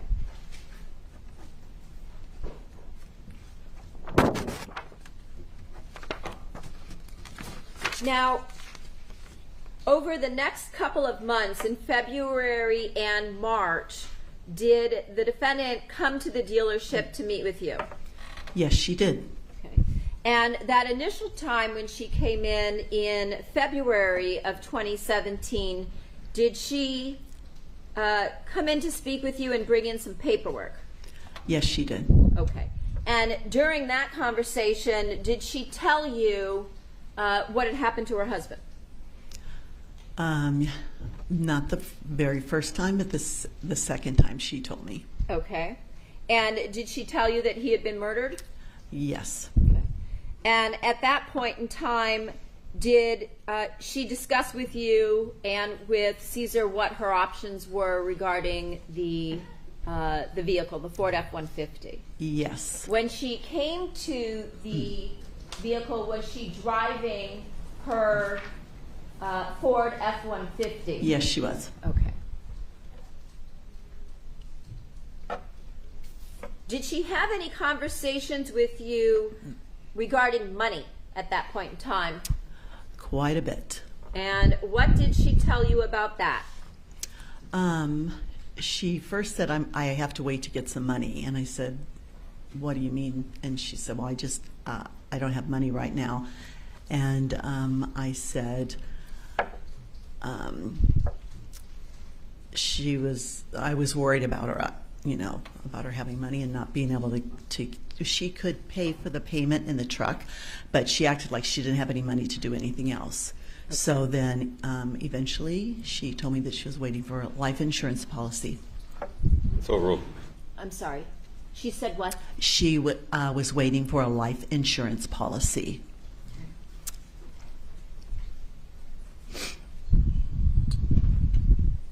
So did she tell you that she also was desperate for money and couldn't pay her bills? Yes. And based on that, again, did you try to help her? Of course. Did she also tell you that she didn't have a job? Yes. No, this is a rule. And did she tell you that things were very tough? Yes, she did. Okay. Did she also mention anything about an attorney? Yeah, oh, yes. What did she tell you about that? Well, I questioned, I'm like, how long is this taking? You must be so worried about everything. And she's, yes. And I said, what's going on? She said, well, my attorney's working with everything and trying to get the money. And I said, well, I questioned her more, and she said that the police were checking into a lot of things. And it is. Stricken. She told you that her attorney was trying to get the money, the life insurance money? Yes. And she also mentioned law enforcement to you? Yes. And their investigation? Yes. Okay.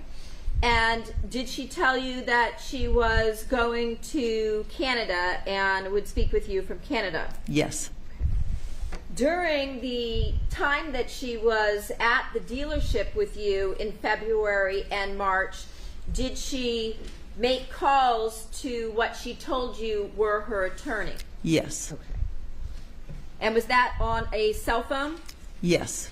And did it appear that she was having a conversation, a legal conversation about the life insurance? Not really, no. Okay. Why not? What was it? It's overruled. What was it about the conversation she was having with the individual on the cell phone that did not sound like an attorney? Objection calls for speculation. It's overruled. Go ahead. She was kind of whispering and talking, and it wasn't like there weren't direct questions like what's going on with this case or my money or what. It was just like whispering and a lot of kind of thing. And so Okay. I'd ask her, and then she'd say, oh, they're still working on it.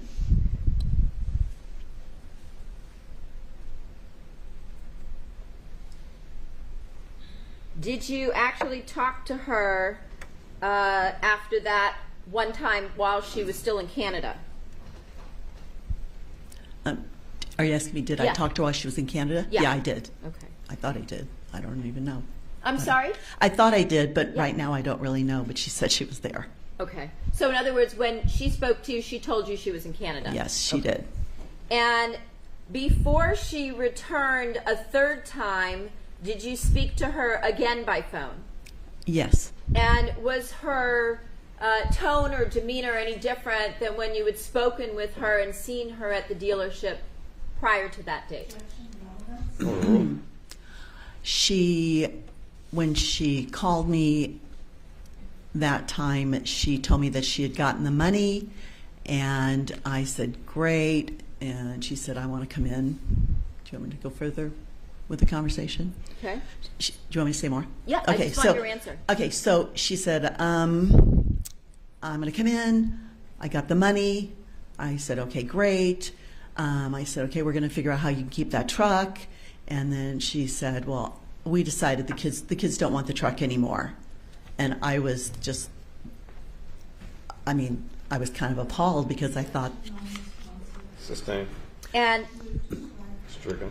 was when she told you that they were going to turn in the truck and they didn't want the truck anymore, did you ask her about that, since the prior conversations you had had with her were all about trying to keep the truck because it was her dead husband's?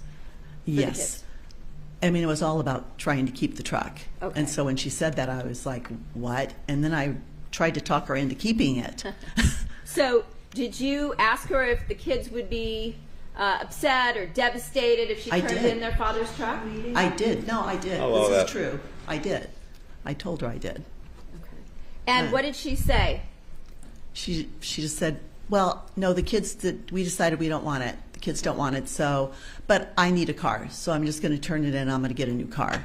Okay. And did she seem much happier during this conversation than the ones you had previous, including when she came to the dealership? Before it was definitely about the money and worry, and then all of a sudden now she got the money and she was happy. Like, okay. She didn't seem worried anymore? Not a bit. Okay. Showing you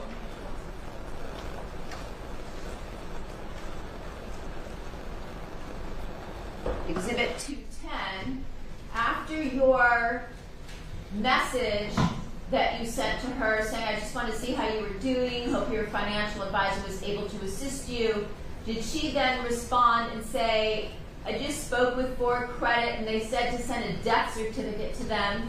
I told them you have a copy. Mine are all at lawyers. Could you fax or email them the death certificate in my behalf? Yes. Okay. And after that conversation that you had with her where she said she had received the life insurance money and wanted to get a new car. It's overruled. That's exactly what happened, correct? I'm sorry. I just spaced with all this. There's something buzzing up here. Yeah, I heard too. I am. So, okay. Focus. Back to you. Hello. Sorry. So I just want to make sure. You told us that when she returned from Canada, or before she returned to the dealership the third time, when you spoke with her by phone, she told you that she had received the life insurance money, wanted to turn in the truck, and buy herself a new car. Is that correct? That's correct. Okay.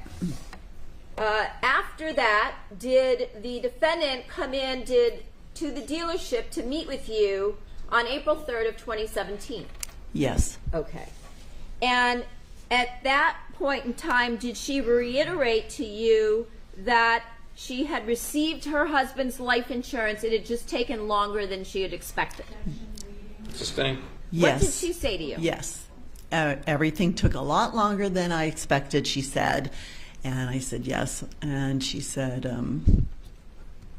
she got the money and she didn't want to keep the truck and she was going to buy a car. Okay. And did she seem to you to be upset, worried? What was her demeanor on that date? Okay.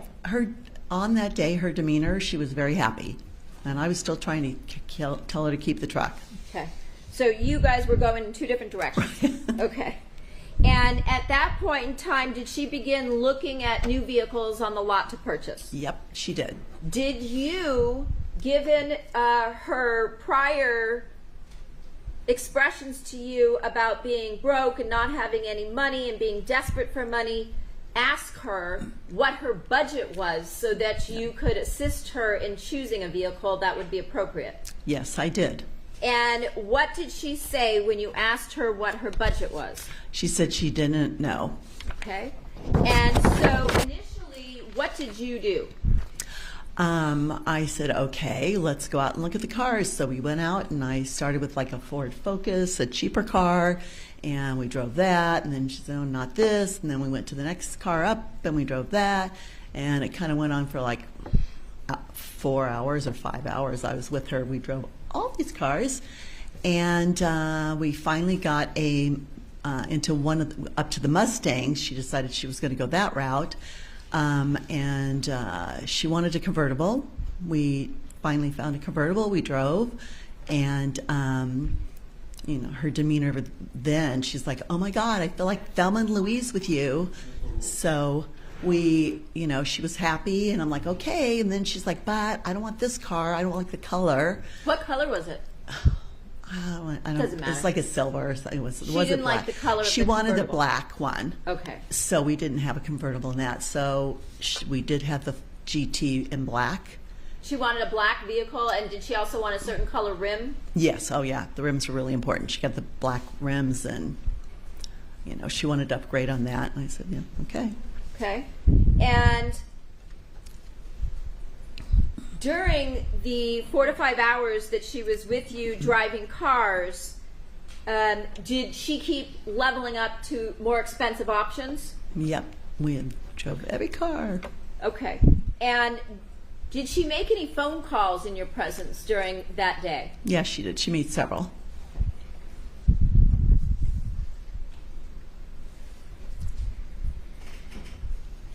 So, did you try to talk her out of the Mustang GT? It's overruled. It's overruled. No, just that's what she wanted. I mean, I was hoping that she'd still keep the truck, but for the Did you kids. tell her that the Mustang GT, the back seat, if she had kids, was like a Oh sardine yeah, can? yeah, definitely. If you've been in a Mustang, you know your legs are all crunched up if you sit in the back. Okay. So obviously the kids weren't going to be riding in it. Did you, when she finally settled on the new 2017 Mustang GT, did she say anything to you? That she had, Yeah, she was like, she was happy. She's I got this car. I really love this. I feel like I can start my life again. You know, I just feel like I have a new start. And, you know, I was like, oh, you go, good for you. now, at some point in time, you still felt bad for her, right? Oh, yeah. Okay. I did feel bad One for moment, her. ma'am. It's overruled. Okay. Go ahead. I did feel bad for her because, I mean, obviously, I'm with this woman whose husband got murdered, and, you know. She told you eventually when Yeah, she came in Yeah, she did. that her husband had been murdered. Yeah. That was probably the second time. It was the second Okay. time. Second time you met with her? Yeah. At some point during the 4 to 5 hours, did she talk to you? Did she make a call to someone and then ask you about having perhaps a friend come in to assist her? Yes, she did. Right at the end, yes. Okay. And did she tell you that she wanted to have her friend drive the vehicle before she purchased it? Yes, she did. That was something she wanted to do? Yes. Okay. Yeah. And approximately 30 minutes later, after she made a call, did someone come into the dealership in Thousand Oaks? Yes. A person came in that she named as her friend Robert. Okay. Her friend Robert, showing you People's 14. Was this her friend Robert? Yes, it is. Okay. So he came into the dealership. Yes, he did.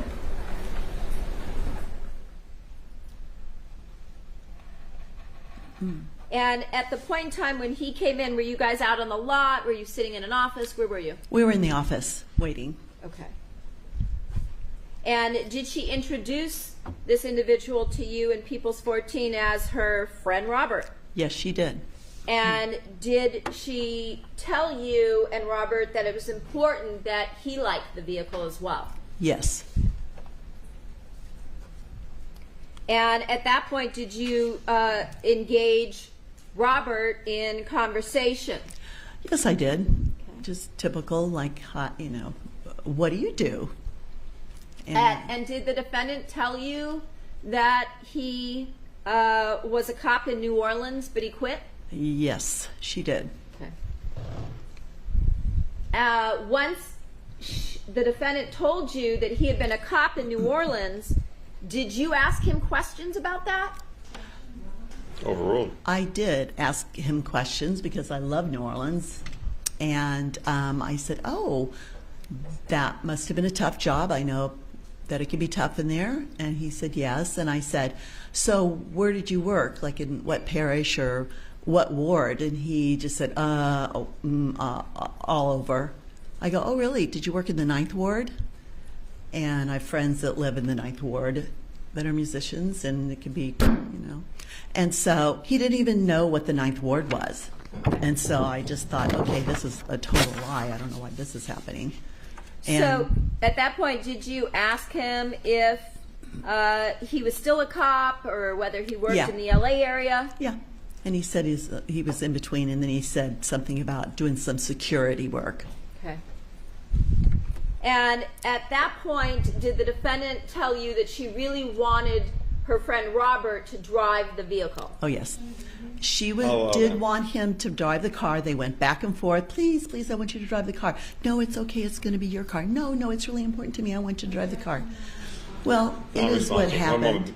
So, When there's an objection, you got to stop talking. So I Oh, can okay, rule I'm on it. sorry. It's okay? Okay. All right. at that point, was there a conversation back and forth between the defendant and Baker where she was trying to get him to drive the car? Yes, And he was indicating he didn't need to. he did. Okay. And so at that point, did you try and encourage him to drive the vehicle? I did. I Speak up, counsel. Overruled. encouraged. She wanted him, and I'm going to do what she needs. It was important to her. He was there. So I said, I go, come on. So I did the little thing where you just like, I just stood up. And then they stood up, and I'm like, good, he's going to drive the car because she wants that, right? And then I said, can I have your license? And he sat back down. He goes, oh, no, no. He goes, I don't need to drive it. And then she's like, no, no. And then he kind of went like this, and, you know. When and you say like this, you cocked your head to the side. He's like talking to her, and finally she's like, oh, okay. So I Let got me it. ask you something. That they didn't want to give me the license. Okay. So once it became apparent to you that they didn't want to give you his license, is it a requirement at the dealership that you have to provide your license before you test drive a vehicle? Yes, I told him it was just for insurance benefits. We have to have the license. So after that, did it appear to you that she was prodding him, trying to get him to do what she wanted him to do? Objection, leading elements. Yes. One moment. It is Yes. leading. One moment, ma'am. Okay. It is leading false speculation. Okay. Did you, at that point, suggest that all three of you go for a ride and that the defendant drive? Well, yeah, she wanted him to be in the car. He came down. We all went for a ride. Okay. They sat in the front. I got in the sardine part in the back. Okay. And after that, did they come back and sit in your office again? Yes, he did. And did they, at that point, begin to speak amongst themselves as you and they were talking about the paperwork and what needed to be done? Yes, Sustain. they did. What happened at that point? Go ahead, tell Okay. We came back and we started talking about the car, and everyone was excited, and she was talking about her rims and this and that. And, you know, I could tell that they were very good friends. They were leaning into each other. It is non-responsive. It is. Stricken. That's Okay, fine. sorry. They were very good friends. Everything Yeah, else remains. Okay. What was their conduct and demeanor that you were able to observe in your office at that point? Well, they were leaning in, whispering, talking, laughing, and then they asked for privacy. I walked away and by the coffee room, but then I was inquisitive about what was going on, so I tiptoed back to hear what they were saying, and I couldn't really hear, but they were just whispering about all this stuff. So, and laughing, and I'm just like, okay. So then I came back, and you know, they were. At any point in time during this conversation, when you were with them, were they touching each other or putting their hands on each other? Sustain. Did they touch each other at all? Yes, they did. And did the defendant say anything to Robert Baker with respect to not being able to wait for something? Objection. Calls for Overruled on all grounds. Go ahead. At any point in time, did she say, I can't wait for...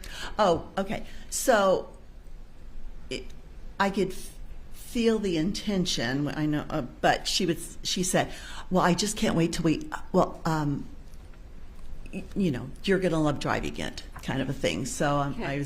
It sounded to me. Okay, never mind. There was nothing that was said. So she said to him, you're going to love driving it. Yes. Okay. Did it appear that they were purchasing this vehicle to drive together?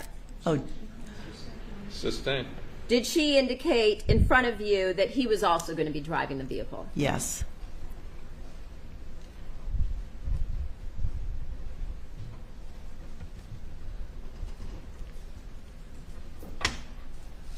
Now,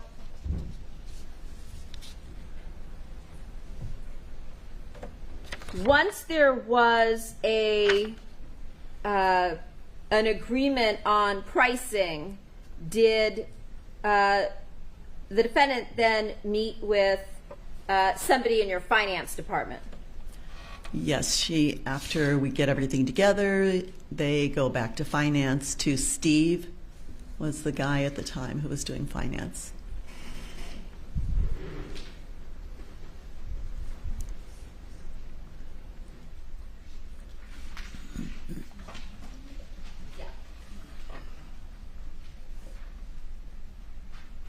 Showing you a photograph.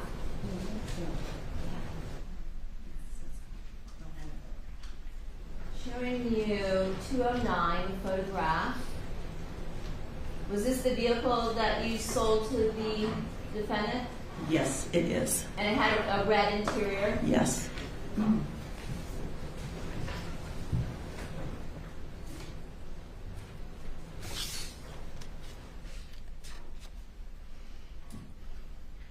That day when she came to the dealership, was she driving again the Ford F-150? Yes. And then did she leave that day in the Mustang? Yes, she did. Okay. Now, after the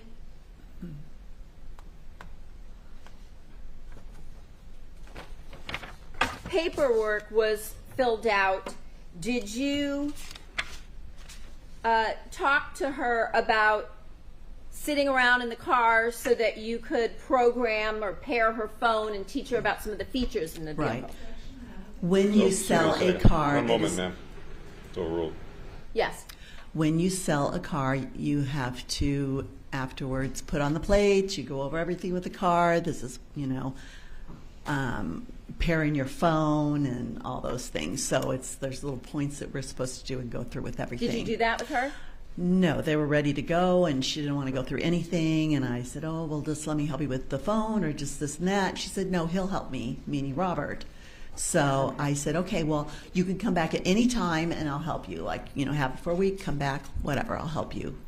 And after that, did you call her several times in order to, again, follow up with her and assist her with any questions she might have regarding the vehicle? I did. Okay. Did she ever respond? She did not. Okay. And at some point, did you you sent her a thank you card? I did. And that was a card with Thelma and Louise on the front? Yes, it was. It was typical to Excuse me one send second, ma'am. cars. So we'll It's typical. Usually I would send a Ford thank you card, but because we did the Thelma and Louise thing, I sent her a Thelma and Louise card and telling her I'm wishing her the best in her new life. Okay. So you wished her a happy new life, but the Thelma and Louise was the reference she brought up Exactly. It was the one she brought up. when you were driving the convertible. The convertible, yes.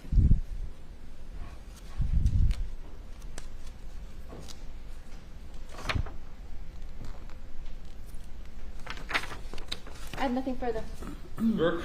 Thank you. Good morning, Ms. Burlingame. Hello. Hi. You became involved in this case by communicating with Morella Sementilli, is that right? You first contacted her? Oh, how I got involved with this case? Yes. Okay. Ma'am. Was never in contact with her. Okay. You didn't send a Facebook message to... On Facebook, yes. I saw a remark that she put on a page that she was worried about the wife getting off because of the way that legal things were running at that time, and that she mentioned her brother's name, and it was Fabio, and it caught my eye just randomly that day. And I was like, oh my God. I said, I sold her and her boyfriend a car. If you'd like, if I can help you, let me know. Okay. She did not contact me after that. It was the police that contacted me. And that was when you sent her that Facebook message. Say that again. When did you send her that Facebook message?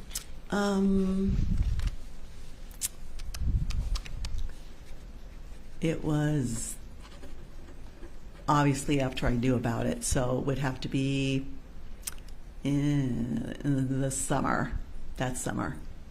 Well, it wasn't that summer. It was a long time ago after that. No, I'm sorry.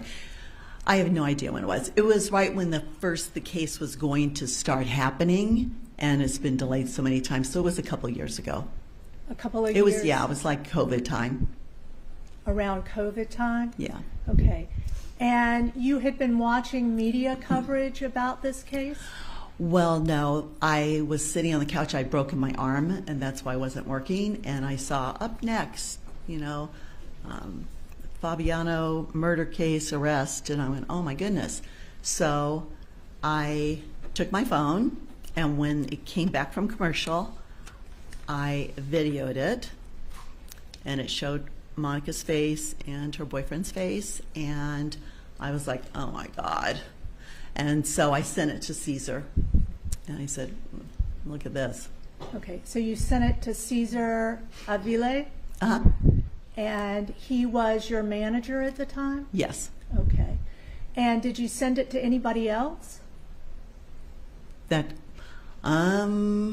might have sent it to my son. Okay. Yeah. Had you known about the case that first time?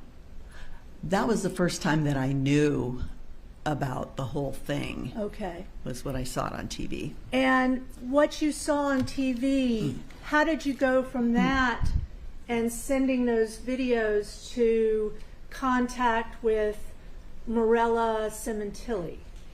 I'm going to object that to Stacy. I have no idea what you're saying. Okay. How did you come to be able to contact Morella Sementilli?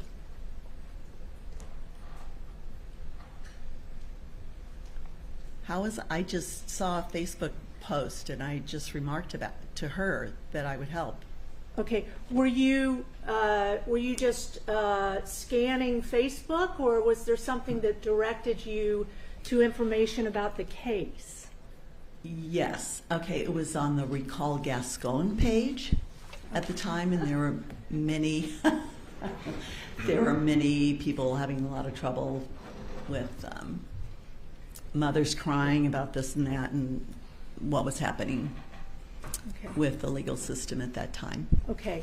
So you were following things about the district attorney of Los Angeles County, Mr. Gascon, yes, and problems with the case, the cases in the system.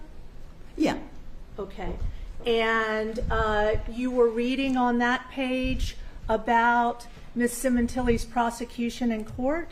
I just randomly went to that page, very bizarre, and there I saw her name, and I was like, wow, because there's only two Fabios. The one is the guy with the long hair, and then this one that I know, so. Okay. And you saw, when you say you saw the name, was that Monica Sementilli's name, or Morella Sementilli, or Fabio Sementilli? I'm not sure if her name was mentioned, but is it Morella? I couldn't remember her name, but her, and she mentioned her brother's name, Fabio Sementilli. Okay. And she was complaining in some way about the progress of the case? No, it was more like, I hope that justice will be done. I'm worried about the case, where it could be going, and that she was upset about, her brother, obviously. Right. And this was a posting that you read on the DA's website. Well, No. Objection. I'm going to state the evidence. Excuse me. It does. I'm sorry. I misspoke. This was a post that she made on her Facebook page, correct? Objection misstates the evidence. Sustained. I'm No. sorry. Where did you see those statements by Miss Morella Sementilli? It was on a Gascon page. Okay. So it was on the DA's page that you saw Miss Sementilli's I don't know statement. whose page it Again, actually objection, was. Your I don't know. Honor. whose Excuse me a page it second. was. Misstates the evidence. It does mistake the evidence. It was on the recalled Gascon page, counsel. Excuse me. Oh, thank you. The recall Gascon page. Yes. Okay. And you then contacted Ms. Morella Sementilli, correct? I typed right under her post, I sold the Mustang to them. If you need me, let me know. Okay. Type of thing. So you typed a comment. Yeah. Okay. And then at some point, you don't remember when this was, or you think it was around COVID time? Is that Yes. okay? It was. So that would have been 2020 or 2021? It was probably 2021. Okay. Yeah. And at some point, you then received contact from the Los Angeles Police Department, correct? Yes, in Messenger, I got a remark. This is my phone number. I think it was Mitzi. This is my phone number. And I was a little paranoid about it. So I didn't know if that was really somebody contacting me from the police. So I called all the districts down here until I found out where she worked and talked to her partner to make sure that this was a real thing. Okay. So you received some kind of Facebook communication back. Yes. And then you called down to the LAPD to try to verify who had left you the message. Yes. And you called and reached her partner. Then I finally called the number and got a hold of Mitzi. Okay. And then Detective Roberts made arrangements to come speak with you, correct? Yes, they did. Okay. And I know it was during COVID because we sat outside in the back patio. That's what I remember. Okay. And that was February of 2021? Quite possibly could have been. Okay. Okay. Got it. You, Ms. Burlingame, sold Ms. Sementilli the Mustang April 3rd, 2017, correct? Yes. And prior to that, she had originally contacted the dealership by telephone, correct? Yes. Sometime in February or March of 2017? Yes. Okay. And you understood that she had received a notice that the lease on the truck that was leased was going to be up in 2 or 3 months, and she was calling you about what to do. I'm going to accept compound. It's overruled. Is that correct? Yes, the lease was coming due, and she called to find out what to do about it. Okay. Do you remember what the date was she called? No. Okay, and you just picked up the call. I randomly just picked up the phone. It was a call came in, I picked up. Okay. And you agreed, she told you she wanted to keep the truck, correct? Yes. And you agreed to do some research on the truck and find out what options there were, correct? Yes. And you determined that the truck was in the sole name of Fabio Sementilli, correct? Yes. And you determined that there was no way for her to transfer the lease to herself, correct? She could not transfer it. No, Okay. but she could do a buyback. Okay. But it would have taken a while to do it, but I would have done anything to make that work. Okay, great. And you also told her she needed to pay the remaining payments. She needed to keep paying the lease until the 3 months were up. Exactly. And you also researched for her the buyout price if she finished paying the lease and wanted to buy the truck, correct? Yes, Caesar did. Okay. And you, in your research,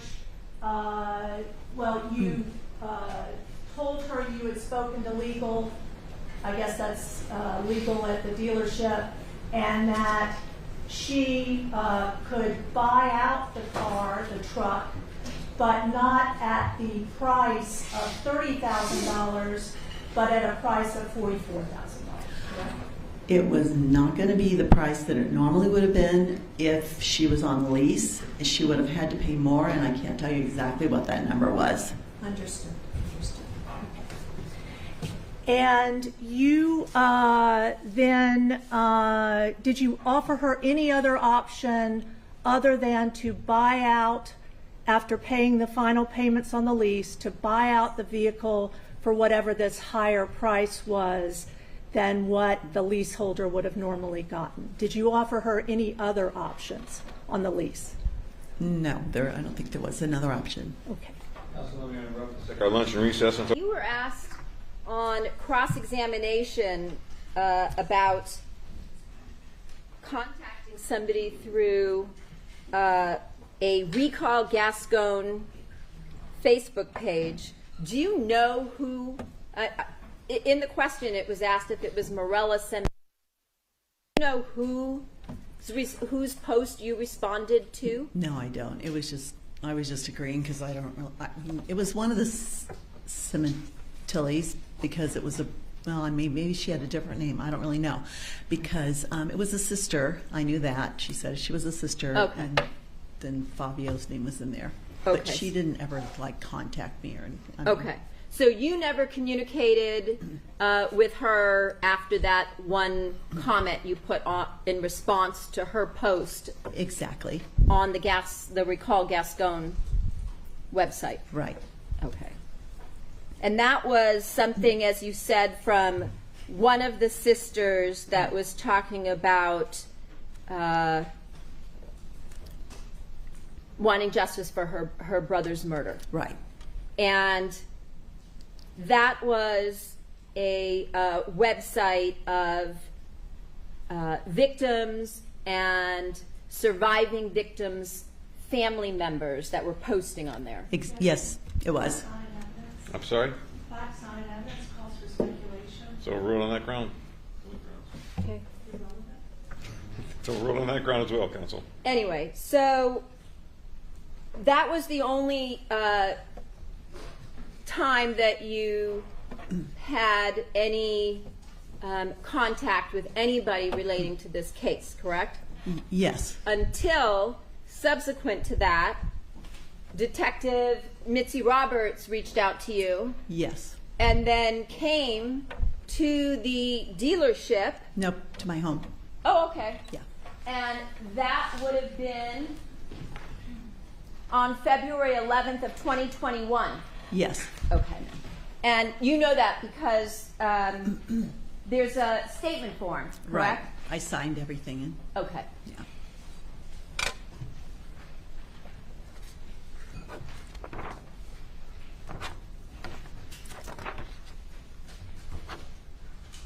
With respect to the first time that the defendant came into the dealership and spoke to you about what her options were, the decisions, any decision that was made, that wouldn't have been your decision. That would have been your boss's decision, Right. correct? Caesar's in charge of that part. Okay.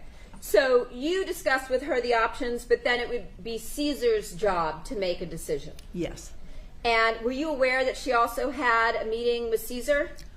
I saw her having a meeting with with him in Okay. the office, which normally people aren't supposed to just walk up there, but she did. And they Okay. were talking, and I went to the restroom, and All right. So you were aware they had a meeting. yes.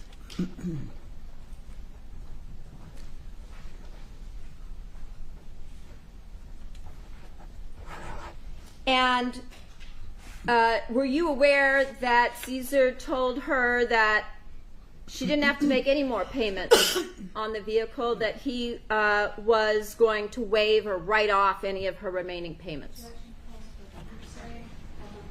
Sustain. You were asked on cross-examination about what her options were. One of the options was the dealership could write off all of her remaining payments. Is that an option? Sustain. Can I talk? No. Okay. I have nothing further. Anything further? All righty. Anything further? No, thank you. Thank you, Ms. Brennigan. You are excused.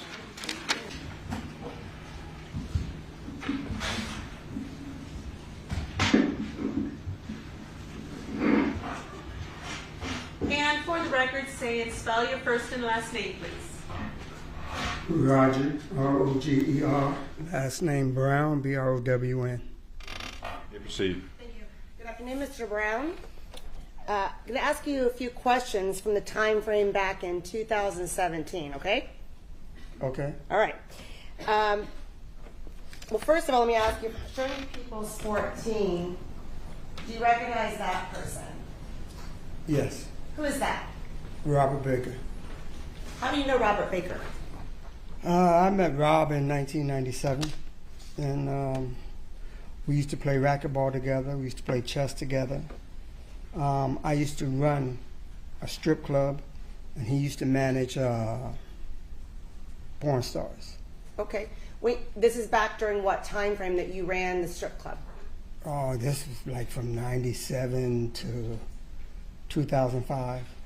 And sometime during that time frame, you met Rob Baker? Yes. I met him in July of 97. Okay, and then you became friends with Mr. Baker? Yeah. All right. You talked about, did you say you played racquetball? Yes. And where was that at? We used to play at LA Fitness. Go ahead. I had memberships there, so we used to play on Reseda and Coldwater. What city is that one in? Reseda is in Reseda. No, Reseda was in Granada Hills. And the one on Coldwater, I would consider that North Hollywood. 197. Did you ever play racquetball with Baker in the Woodland Hills LA Fitness? No. Okay. Your history then with Baker, would you say you were friends? Yes. And through the years you developed a friendship. Are you still consider yourself a friend of Robert Baker? Yes. Okay. You know he was arrested in June of 2017, correct? Yes. And since then, have you had many phone calls with Baker while he's been in jail or in custody? No phone calls. Ever? Well, we had phone calls in the beginning, but not lately. Okay, so in the first several years, or I shouldn't say several, first few years, you had a lot of phone calls with Baker. I had a few. I used to go visit him. And how many times did you visit him approximately? Well, I couldn't tell you that. I don't know. Okay, so more than 10? About 10, maybe a little more. I'm not sure. And when was the last time approximately that you spoke to Baker? Last year. I can't remember when last year, but last year. Sometime last year. All right. Back in 2017, and specifically January, February time frame, were you living in this apartment complex? Yes. Now, during that time frame, did Baker come to visit you? And that, I'm talking about the January, February time frame of 2017. Yes. Do you recall when that was? I would say probably just before Valentine's Day. And I don't even know how long he stayed. I can't remember that. Okay. So before Valentine's Day, and that's in February of 2017, came to visit you. Correct. And why did he say he was there? He showed up, and normally people don't just show up. They call and let me know, hey, I'm coming by. And then he said, man, you don't look good. You okay? So I told him, I said, my mother had just died. And I had just buried her on the 21st of January, 2017. And so he said, hey, man, I'm going to stick around, man, to make sure you're okay. So I said, okay. I wasn't all there at that time.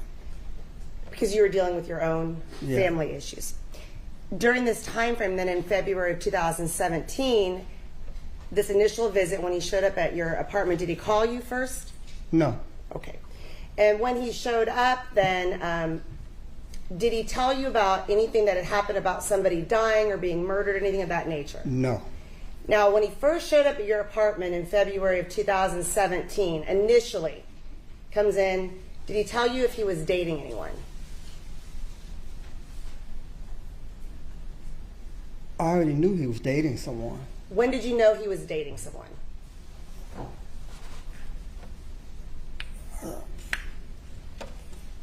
I don't really know. Probably 2016. I can remember that him and her came to my birthday party at El Caise Grande in Granada Hills. Okay. Do you know who? When you say her, do you know the name of that person? You want her real name or the name that I know? The name you knew her as. Madonna. Okay. Do you see Madonna in court? Yes. Can you please identify where she's sitting and what she's wearing? She's sitting right there wearing like a beige outfit. Indicating the defendant. So is it fair in 2016, around your birthday, you said June is when you first met who you referred to as Madonna, who's been identified as the defendant? Yes. Okay. Did Baker identify her as Madonna, or did she identify herself as Madonna, if you know? Baker introduced me to her as Madonna. Okay, and did she respond and correct him in any way? No. So as far as you knew, her name was Madonna. Yes. Then that birthday party, did you have any particular interaction with the defendant? No. From June 6, 2016 until he showed up at your house in February of 2017, did you see her at any time in between then? Repeat that? Did you see her from the date of your birthday in 2016 until Baker came to your house in February for Valentine's Day? Did you see her during that time frame? Yes. Where did you see her? He brought her to my apartment. When did he bring her to your apartment? Wow. I know.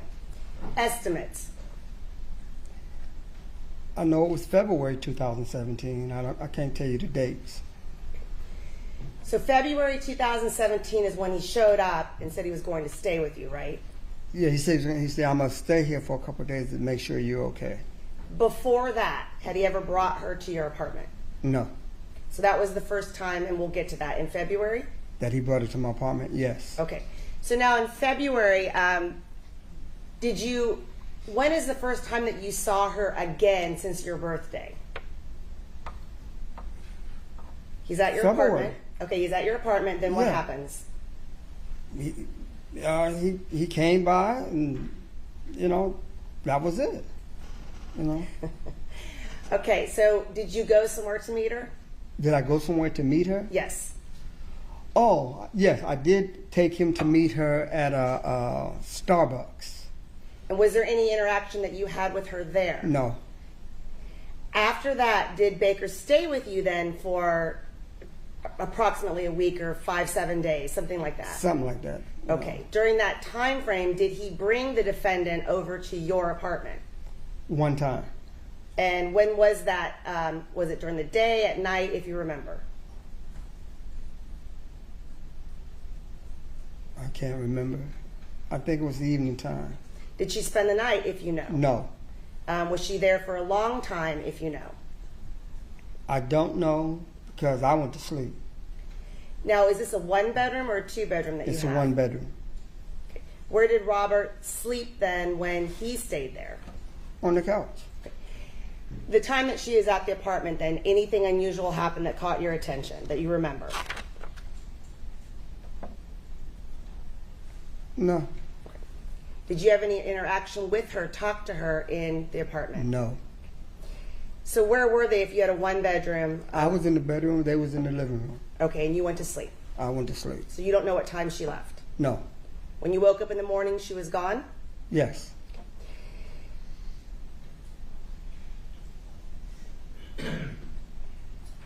Now, during that time frame, what did Rob Baker drive? He was driving his Ford Expedition, a black one. People's 142 then. Is that the Ford Expedition? Yes. Where did he park that Expedition? He parked it in my parking spot in the garage. Now, this particular photo, is that your parking garage, if you can tell? Oh, I don't know. Okay. You had one spot in your parking garage? I had one spot. And you let him park there? Yes. Okay. Now, at some point, he stayed there for several days. Do you know why he was staying in your apartment? Meaning, do you know if he said he wanted to stay with you to help you, but do you know if he had a place to stay? Yes.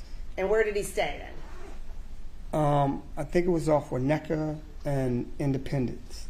Had you been to his apartment before? After he got arrested, never before.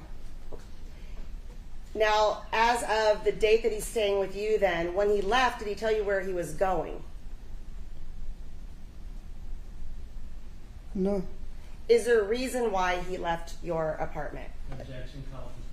Sustain.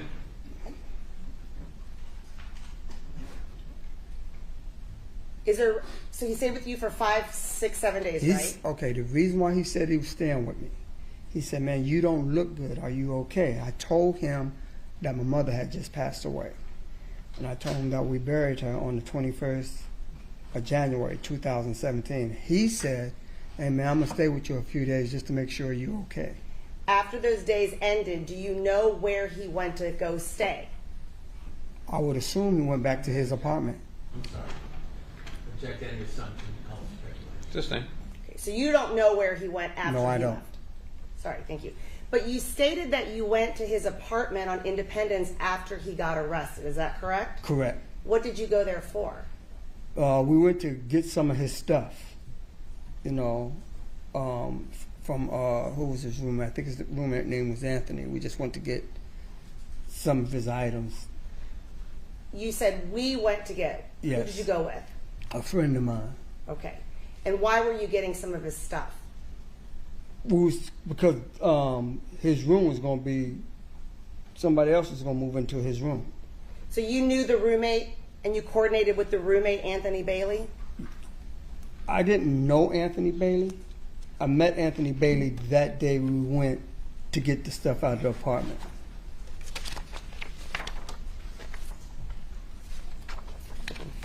And the other guy that you went with, who is that? I have to say. Overruled. Just who went to the apartment with you? Howard Lynch. Okay. One second.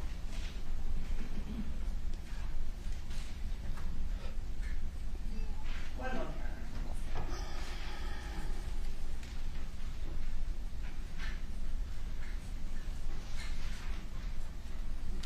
Remy Marcus Peoples 211, a photograph of an individual labeled as Howard Lynch. So Mark. Is that Howard Lynch? That's Howard Lynch. And how do you know Howard Lynch? Wow, we used to play basketball together. We were good friends. You know, Go ahead. that's it. We were good friends. Did you know Howard Lynch, in your experience, to be friends with Baker as well? Yes. Okay. We all played basketball together. And Howard Lynch is an attorney? Yes. Now, after Baker left your residence, like meaning he wasn't staying there anymore, did you see him again after that? And that's February of 2017.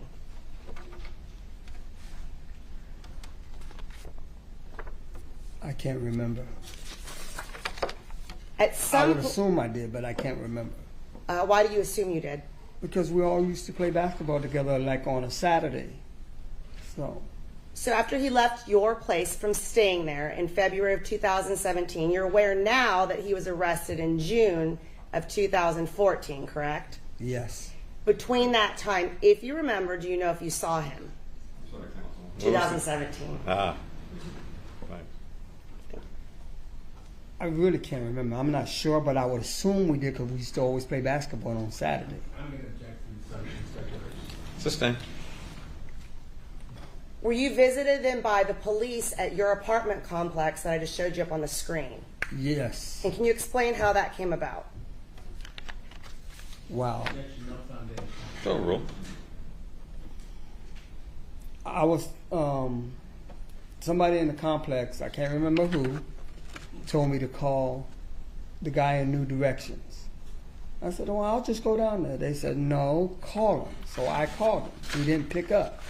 So I went down. When I got down, he was sitting in the office with two guys. I assume two detectives, and they was talking about who lived in my apartment. And I told them that's me. They asked me, "Where do you park your car?" I said, "In the garage underneath." So they asked me the number. I said, "I don't know the number." So we went downstairs and we looked at the number, and I just showed them the spot. I still don't know the number. I just know where I park. So then we came back upstairs, and then he gave me some excuse that they was checking into vandalism in our complex. So I said, okay. So then they left. They came back 2 minutes. I would say 2 minutes to 4 minutes. They came back, but they came back with a third guy. And he asked me, he said, "Are you Roger Brown?" I said, "Yes." He said, "Can we talk to you?" I said, "Yeah." So we went into the community room. While we was in the community room, he asked me, he said, "Do you know a Robert Baker?" I said, "Yes." I'm going to object. This is all hearsay. It's a narrative sustained on that ground. What happened next? He asked me, he said, "Do you know a Robert Baker?" I said, "Yes." He said, "When was the last time that you seen Robert Baker?" I said, "Last night." Okay. So stopping there, you saw him then, that's on June 14th when you're talking to the detectives, right? 2017? Yes. So last night you saw him on June 13th, 2017. Correct. Where did you see him? He had came to my apartment complex. And, yeah, he came to my apartment complex. Okay, what did he come there for, or tell you he came there for? He wanted to know had I seen a friend of mine. Okay, what else did he tell you? That was it. Well, why did he want to see if you had I seen don't a know. friend of his? Objection. No, a friend of Excuse me, mine. sir. Sustained. Right, did he tell you why? No. What did you tell him? That's hearsay. I'll allow it. I told him, I said, I haven't seen him. And then he asked me could I get in touch with him. I said, I'll try. Now, at that time, did he give you a phone number to contact him on? He had gave me that phone number, I want to say before then. Okay, But, yes, he told me this is his new number.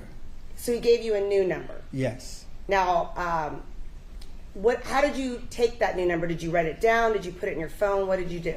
No, he told me he was going to call me from it, and that was his new number. Okay. And did he call you from his phone for you to get that new number? Yes. Did you then provide that subsequently to the police? Yes. Why don't you mark a 3-page document as People's 212, and the first page is a photocopy of a business card with some writing on it, followed by a photograph of a phone.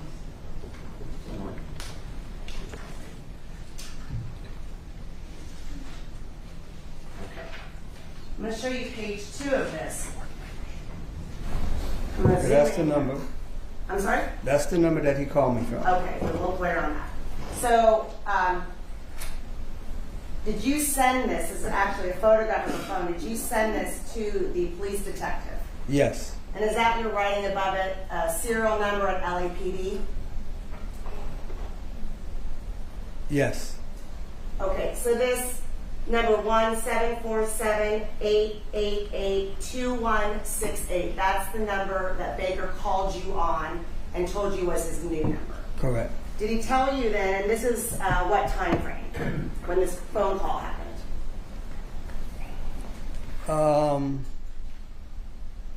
From the time that he actually came to visit me, Yes. I don't know how long I had that number for.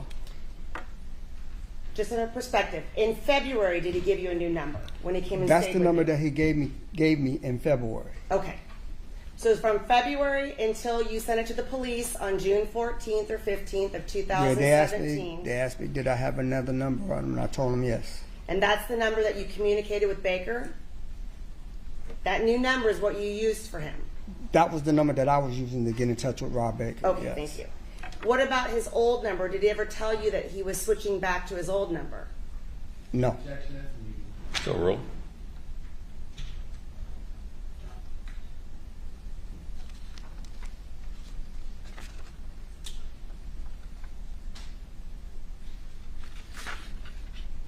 Oh, and one last thing. What do they call you? You have a nickname? Yes. What do they call you? They call me B. B Just as the in letter B? B. B. You know, why do they call you B? Well, That's Form's name. Did you pick your name as B? yeah, I was always called B. Why? Because when I was in the military, my last name was Brown, and instead of calling me Sergeant Brown, they would call me, hey, Sergeant B, could you do that? When I got out of the military, they just stuck with B. Do you know, if I may mark as People's 213, a photograph of an individual entitled Alfred Birdsong? Yes. Do you know him? I know who he is. Have you met him? Twice. Okay, so is that Alfred Birdsong that you met? Yes. How did you meet him? Objection irrelevant. Still roll. The first time that I met him, I had to take a female porn star to Las Vegas, you know, to drop her off with him. The second time I met him, Rob introduced me to him. We went out to his house in Vegas. So did you know this to be then a friend of Rob's? Yes. Okay. Did Alfred Birdsong call you Callie B? I don't know what he called me, but he always just say B. At the Cali, he could have said it, but I don't know. Okay. Do you keep in communication after Rob got arrested then with Alfred Birdsong? Still roll.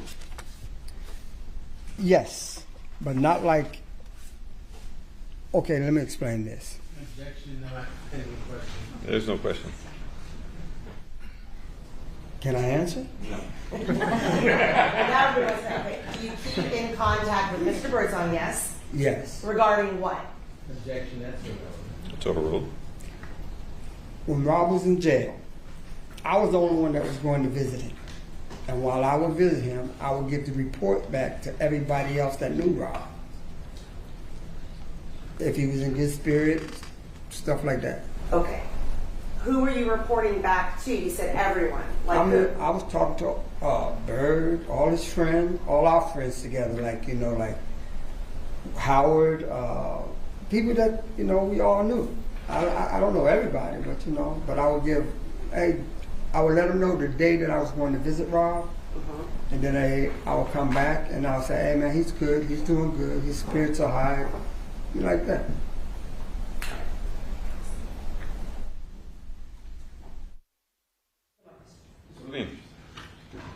Thank you, Your Honor.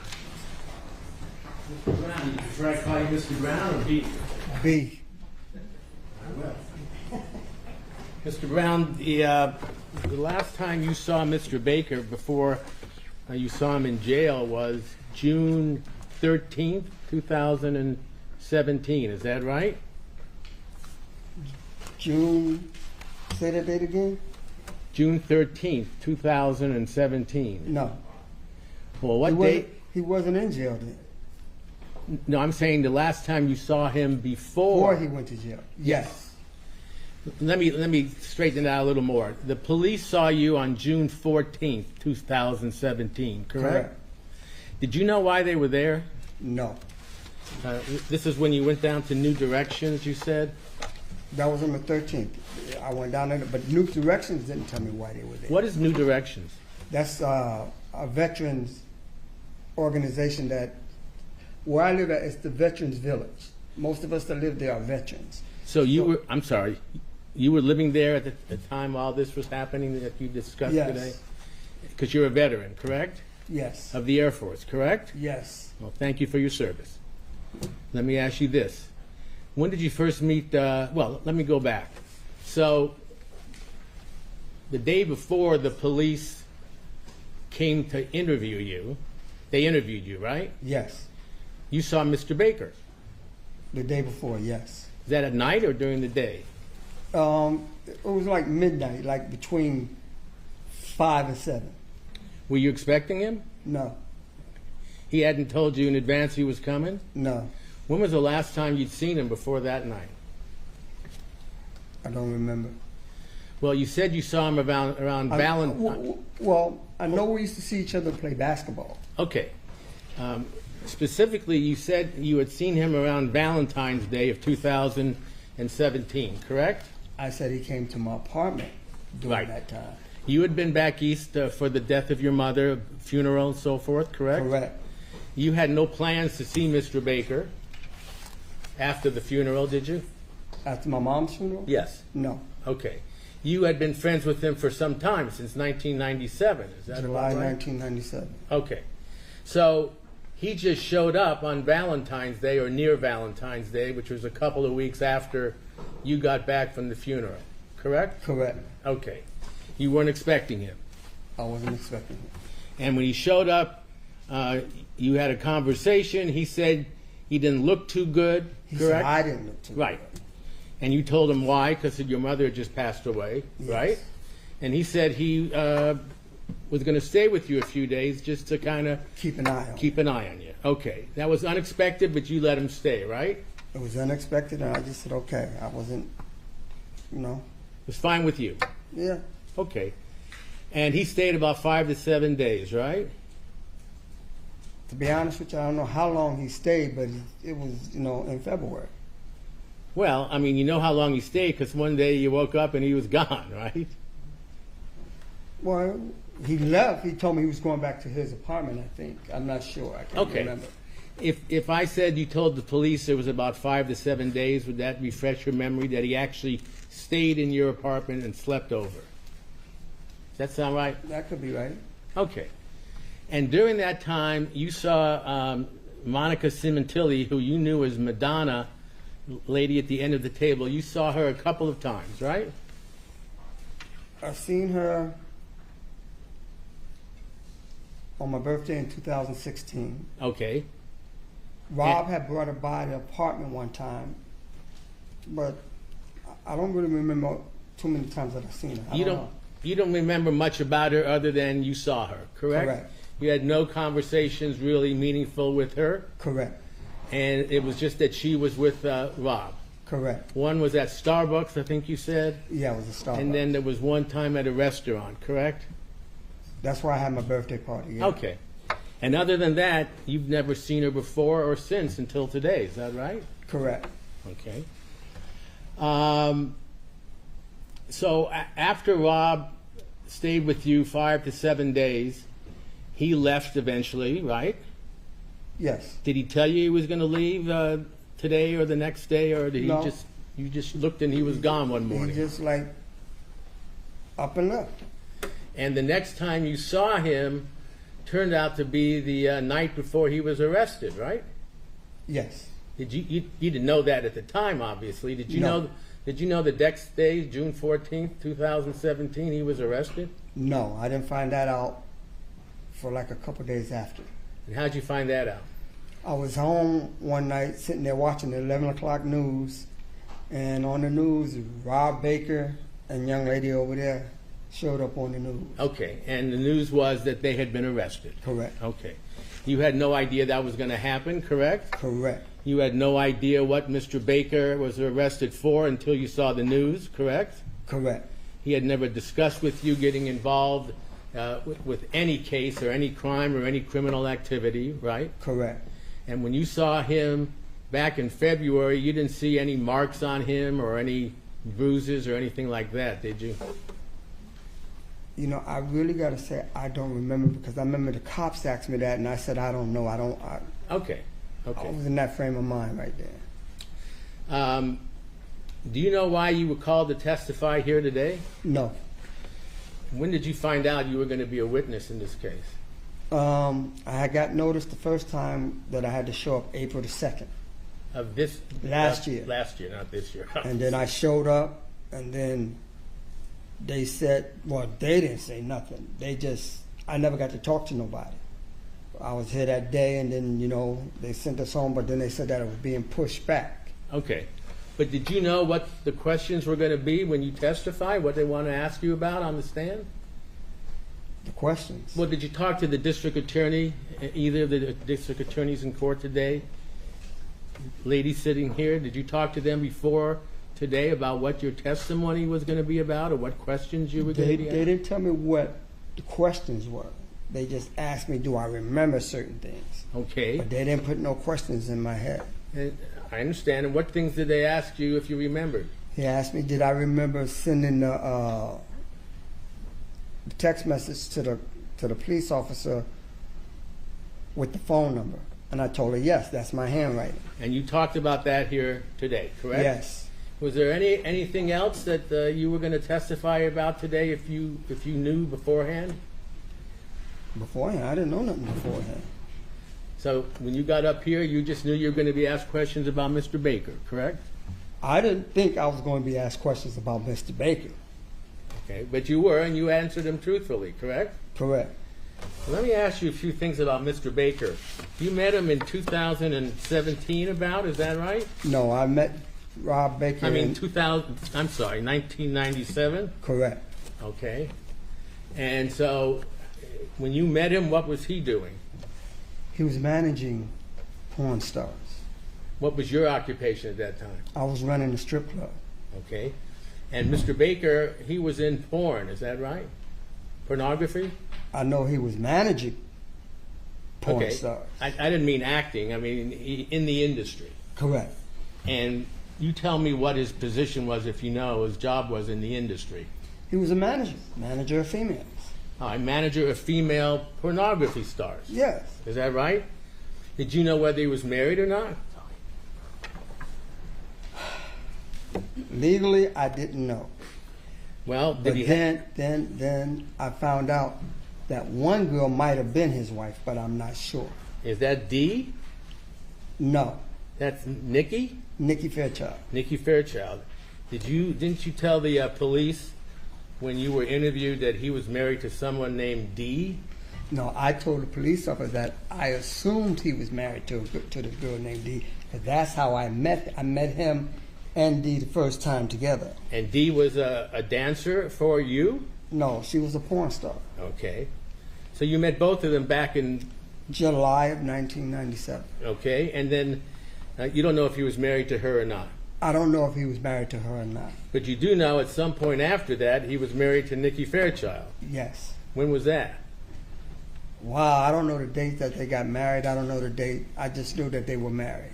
Well, how many years was it after he was with Dee? I don't know. Okay. And how'd you meet Nikki? I met Nikki through Rob. Well, do you remember how it was you met?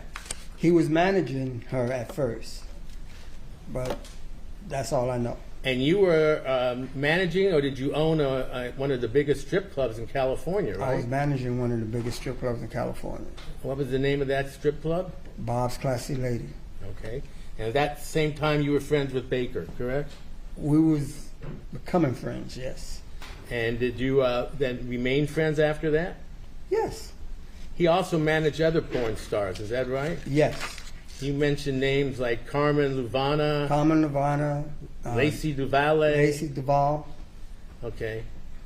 Were those individuals who were stars in the pornography industry? Yes. And we're talking about late 1990s, early 2000s, is that right?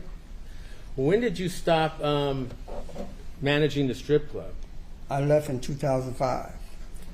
And I think you said it was because the law had changed? The law had really changed, yes. And what you meant by that, without getting too explicit, is that it was no longer allowing the girls to interact sexually with the customer. Objection, relevance. Isn't that right? No, that's not right. Then you tell me and the jury why. Huh? The reason why I left, they was coming down with the rule that, hey, if a girl got busted in the club for doing something she wasn't supposed to be doing, they could take the manager on duty also and arrest him. Okay. And I wasn't going to jail for none of them. And so you decided this was the time to get out. Exactly. And then the owner sold the place. Okay. And I just didn't go back. You still knew Mr. Baker at that time? Pardon? You still knew Mr. Baker at that time? Yes. Okay. And you remained friends after that? Yes. All the way through to the time that he was arrested, correct? No, I am still his friend. Okay, I'm sorry. Still his friend? Yes. Okay. Now, between that time, when you were running the strip club and today, what did you do? What was your profession? After you stopped managing? After I stopped managing the strip club, I went to work. I worked Dodger Stadium. Oh, good. Did they win the pennant? Not that year. Matter of fact, that year they lost the 7-game series for them to go to the pennants to my New York Mets. So you're from New York originally? Exactly. So you're still a Met fan? Yes. Let me ask you this. Did you know what Mr. Baker was doing after that? Objection. What? I'm sorry? Vague. I'll rephrase it, Your Honor. After you left managing the strip club, did you know what Mr. Baker's occupation was, or was it still in the porn industry? He was still managing girls in the porn industry. And do you know how long he maintained that job, or was it all the time that you knew him? I would assume all the time that I knew him. I don't know. You would see him after that playing basketball and racquetball, correct? And chess. And chess.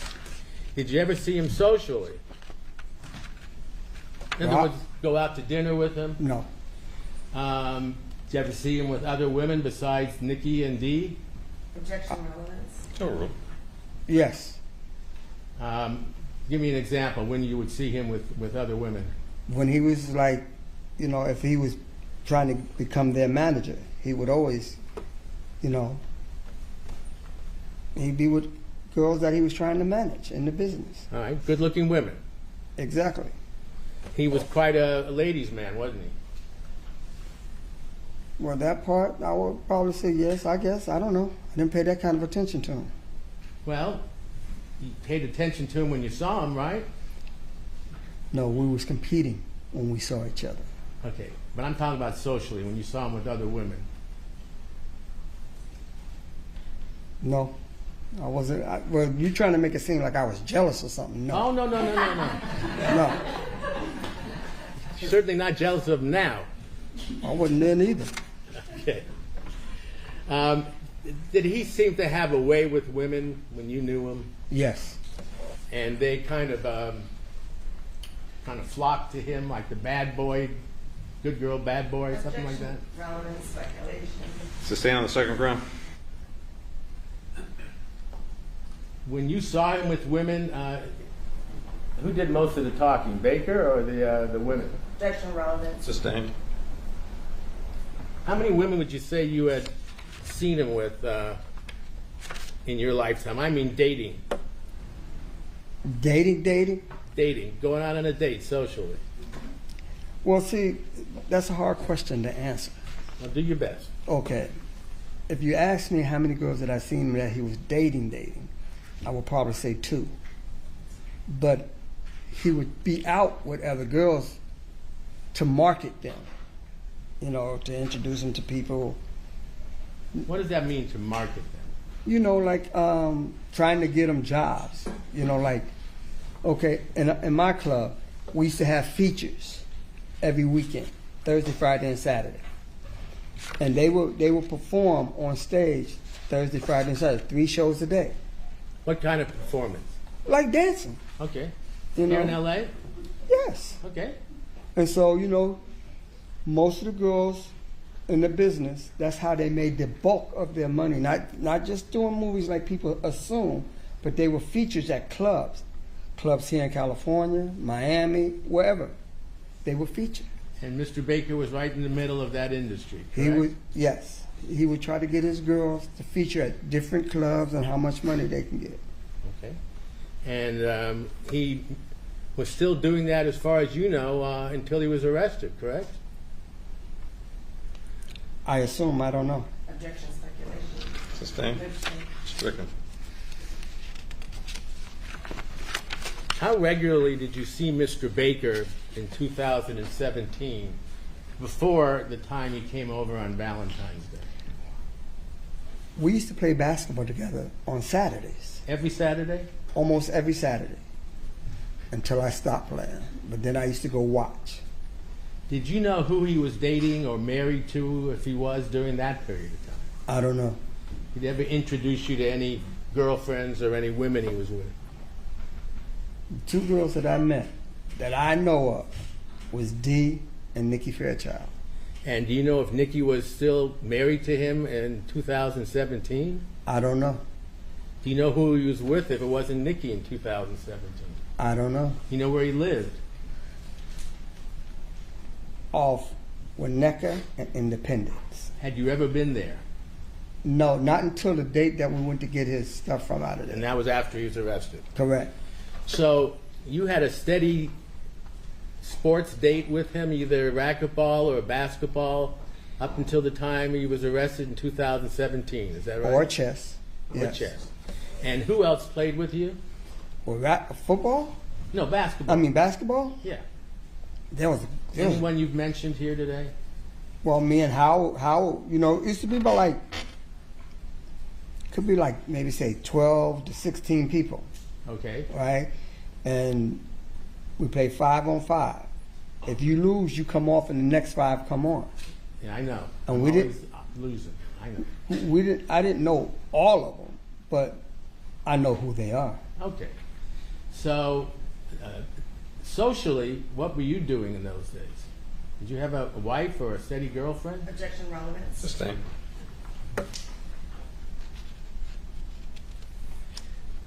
At some point, Mr. Baker gave you some pins, isn't that right? Some what? Pins, like pins, NYPD or Warner Brothers pins. Then I see you mention that in your interview with the police. I don't remember.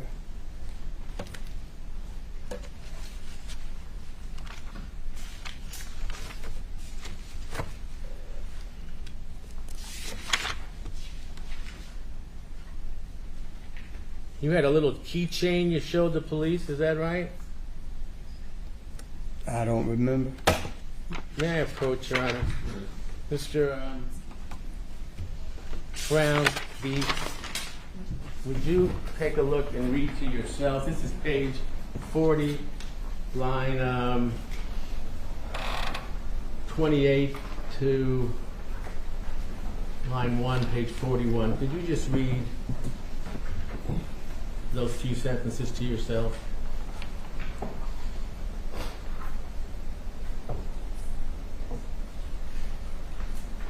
Oh, these were the pins. Does that refresh your memory? Yes. Okay. Tell me about it. Those were not pins. When I used to work at Dodger Stadium, the chief of police, LA police, used to give me their little coins because I used to park them when they had to attend the games. LA Sheriff's Department used to give me one of their coins. Okay. You know, and it came on like a little keychain, but that was it. And you said Mr. Baker gave you a couple of coins. No. Pins. No? Mr. Baker never gave me nothing. Oh, those were from the police? It was Chief Beck. Oh, I see. You showed them to the police. Yeah. Okay. I got that confused. Sorry about that. Can I have 1 minute, Your Honor?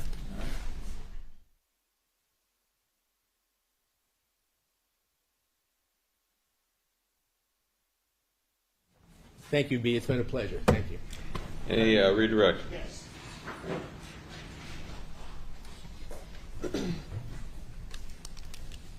The discussion this morning before court about you with the phone, you stating that you had, when we went over the testimony, that you had sent that photo to the detective. Remember that conversation? Yes, correct.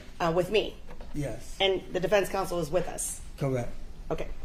So between 1997 and 2017, then you knew, when you said dated, you knew Baker then to be with Dee, Nikki, and Madonna, right? Yes. Okay, those are. No. Go What ahead. I knew, what I knew about Baker during that time, it was two females that I said he could have been married to. I didn't know that Dee wasn't his wife. When I first met Dee, I thought that was his wife, but it wasn't. But Nikki was his wife. Okay, so those three you knew him to have relationships with. Those two, yes. Two. Right. Sustained. So you knew him to have relationships then with Madonna. I knew him to Excuse have me a a second. relationship One moment. with. One moment, sir. That's leading a suspicion. Sustained. Well, earlier you talked about women he dated versus women that were around him that he was promoting. Those were porn stars. Right. That's Not- different than the women he dated. Yeah. Well, Nikki and Dee were porn stars. Okay. But those are the only ones that I thought he was married to. Got it. But I did know he was with the young lady over here. The defendant. Yes. Okay. And that's what you knew as far as dating relationships or something other than promoting a. Correct. Okay. Also, when you testified earlier, when Rob, and we're almost done, when he showed up at your house in February of 2017, did he tell you that he'd just come from his friend's house in Vegas? I don't know. I don't remember. Would looking at a transcript from that time frame refresh your Good, memory? and I don't know. Okay. Yeah. This is page 31, lines 10 through 23. If you can just read that to yourself.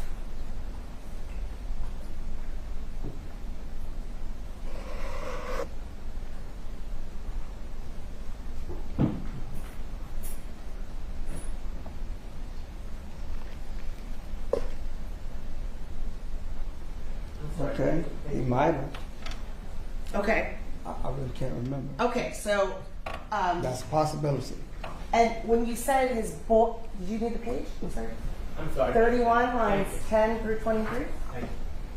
So his boy's house, he came from his boy's house in Vegas before he got to yours. Do you know who that boy is? It would be Bird. And when you say Bird, do you mean Alfred Birdsong? Yeah, I always call him Bird. I never call him Birdsong. Is that where Birdsong lived during that time frame in Las Vegas? Yes. Sustained. Do you know where Alfred Birdsong lived? I couldn't tell you the address right now, but I've been there. Yes. The city. Yes.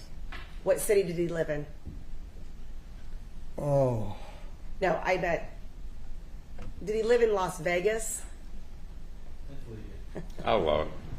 he lived in Las Vegas. Okay. I don't know all the things about Las Vegas, but Las Vegas. Yeah. So you've been to his house? Yes. Okay. Once. One time. When was that? I can't remember. Thinking back to when Rob or Baker got arrested, that year, the year before, or long before that? It was long before that. Okay, thank you. No more questions. Anything further? No, thank you. Thank you, Mr. Brown. You're excused. And for the record, say and spell your first and last name, please. Sorry. Mitzi Roberts, Mitzzi Roberts. Thank you.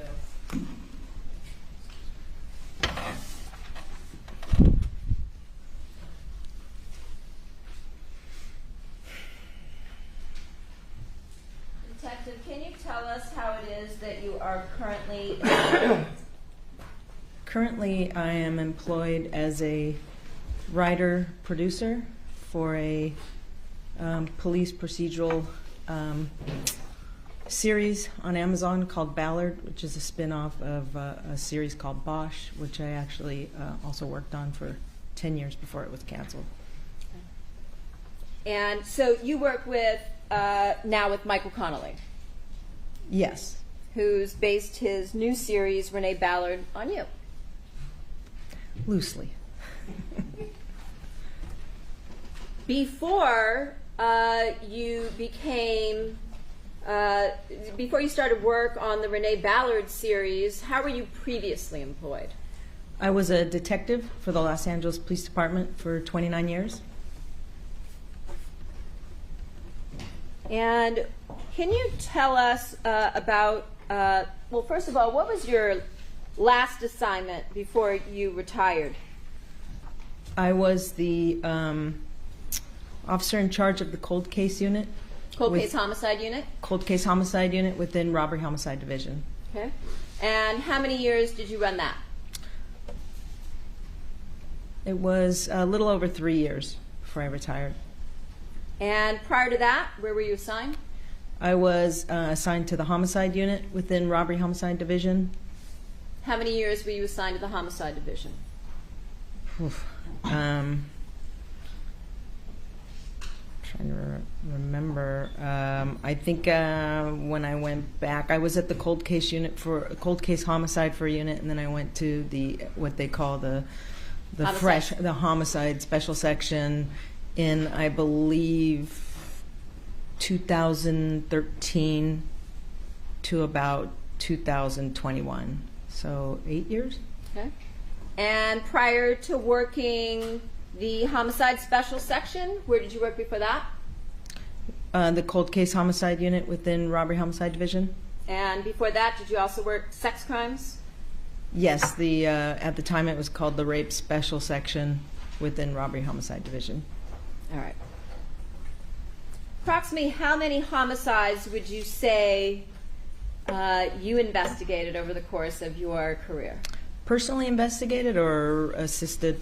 Either way, you were involved with. I mean, just the working cold case and just even opening a book and reviewing and submitting stuff like stuff for DNA, it would be in the hundreds. And personally investigated probably over 100 homicides. And in terms of your retirement, did that take place in towards the end of April of last year? Yes. All right. Did you take over as the investigating officer on the case involving the murder of Fabio Sementilli in October of 2019? Yes.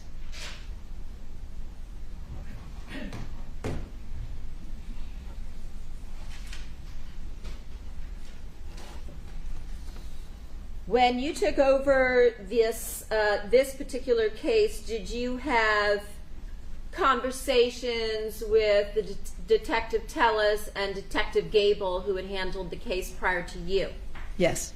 Did you also have conversations with Detective Ryan Verna, who was retired? Yes. As part of your investigation on this case, in order to get up to speed, did you also review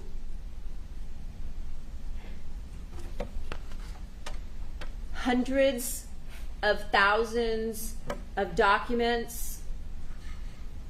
Yes. Videotape? Yes. Photographs? Correct. Records obtained pursuant to search warrants? Correct. And as part of your investigation, did you go out to numerous locations in order to see those locations for yourself? Yes, I did. Did you go out to the residence at 5012 Queen Victoria? On several occasions. Okay. And at some point, did you actually go through the residence? I did not. I met with the current homeowner, and we were going to do that for perhaps something that an exhibit that you would like to present, but it just never happened. Okay. And you're familiar with Queen Victoria, Oakdale, and the surrounding areas there? Correct. Did you also go out to the LA Fitness located at 6401 Canoga Avenue in Woodland Hills? Yes. Did you review the video, the surveillance video from the date of the murder, January 23rd of 2017, with respect to the comings and goings of the defendant and Robert Baker from that location? I did.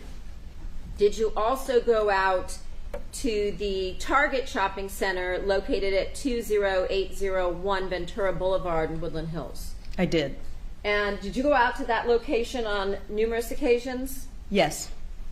And on one of those occasions, did you go out in order to be able to put surveillance video again from the day of the murder into context? Yes. Did you also go out to the location with a photographer from LAPD's crime lab in order to take photographs of the location of the surveillance cameras? Yes.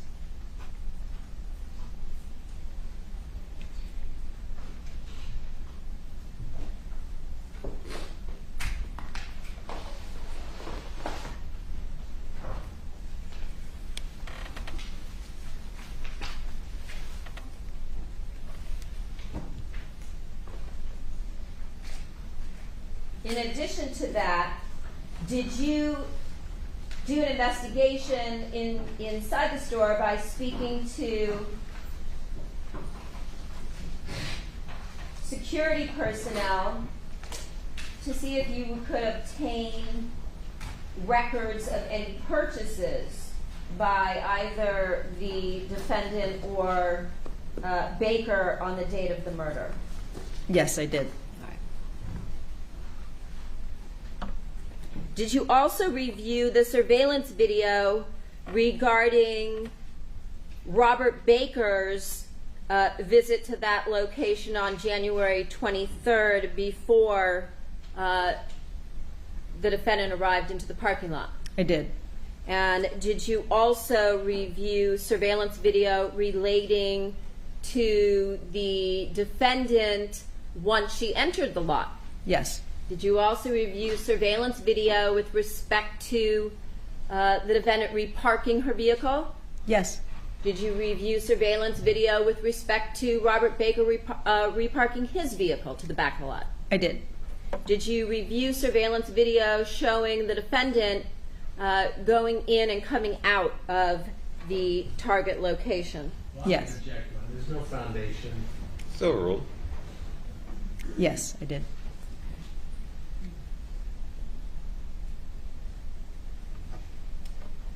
Did you also go to the location of the Ralphs located at on Ventura Boulevard at the corner? I think it's Ventura and Winnetka in Woodland Hills. Yes, I'm extremely familiar with that location because I used to work around the corner, so I've actually been in that Ralph's multiple times. Okay. And did you also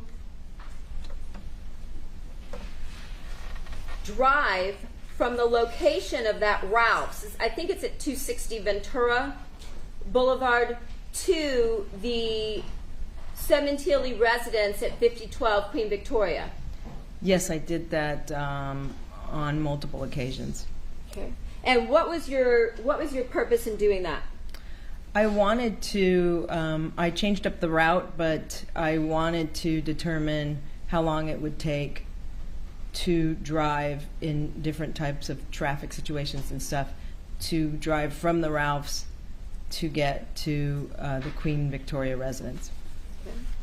And did you also go on those, when you drove several different routes, during the time period that the defendant drove from the Ralphs parking lot back to her home on the day of the murder? Yes, I went during the time that school was in, because that location's right across from a high school.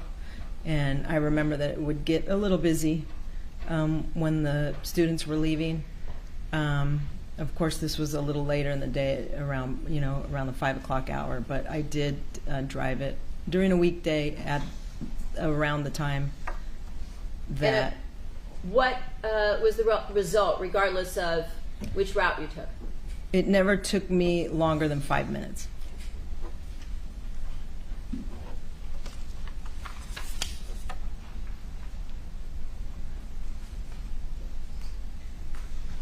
Did you also review some video of the victim's Porsche that was captured on some surveillance video from the Ralph's store as it passed along Ventura Boulevard? Yes. Did you also review or go to the location on Khalifa Street where eventually Fabio Sementilli's Porsche was dumped the night of the murder? I did. And did you also review the video, surveillance video from the Queen Victoria neighborhood cameras of the two individuals now identified as Baker and Austin jogging up to the Sementilli home on January 23rd of 2017? Yes. As part of your investigation, did you review in detail call detail records, phone records that included subscriber information for the defendant and Robert Baker? I did. With respect to the defendant, was that for her cell phone number 818-424-4213? Yes. And for Baker, did you also review phone records for 213-272-1093? Yes. Now, can you explain to us, we've heard about phone records throughout the trial, but can you explain to us what information do you obtain from call detail records or CDRs? Yeah. Unfortunately, this case has made me a little bit of an expert. There's so many, but it's basically just information retained by the network provider that gives records about time, date, location that calls, texting, and sometimes data usage. Okay. Did you also review records from encrypted applications that were used by the defendant and Robert Baker? I did. Did that include encrypted app records from a company called Viber that was utilized by the defendant and Baker prior to the murder? Yes. And did you also review records relating to WhatsApp that they used after the murder? Yes, I did. All right.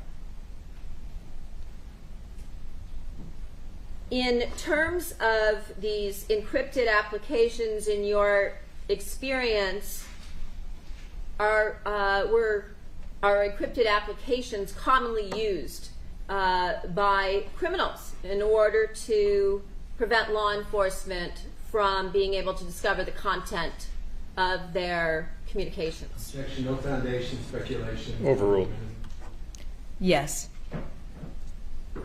Did you also conduct a timeline analysis for the date of the murder, January 23rd of 2017? I did.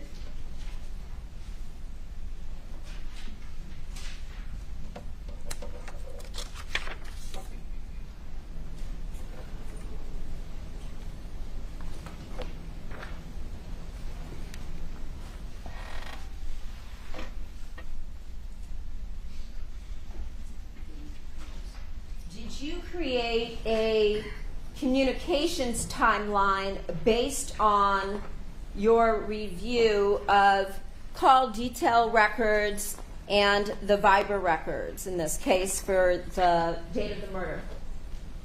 Yes, and I believe it also includes some records from video surveillance and things such as that.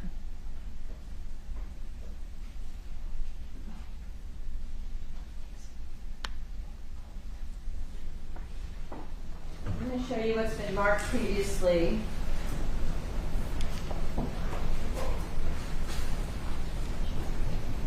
That's Exhibit 160, which is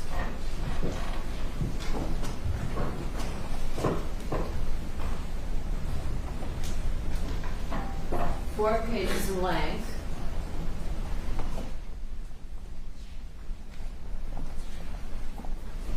Tell me if you're familiar with this document.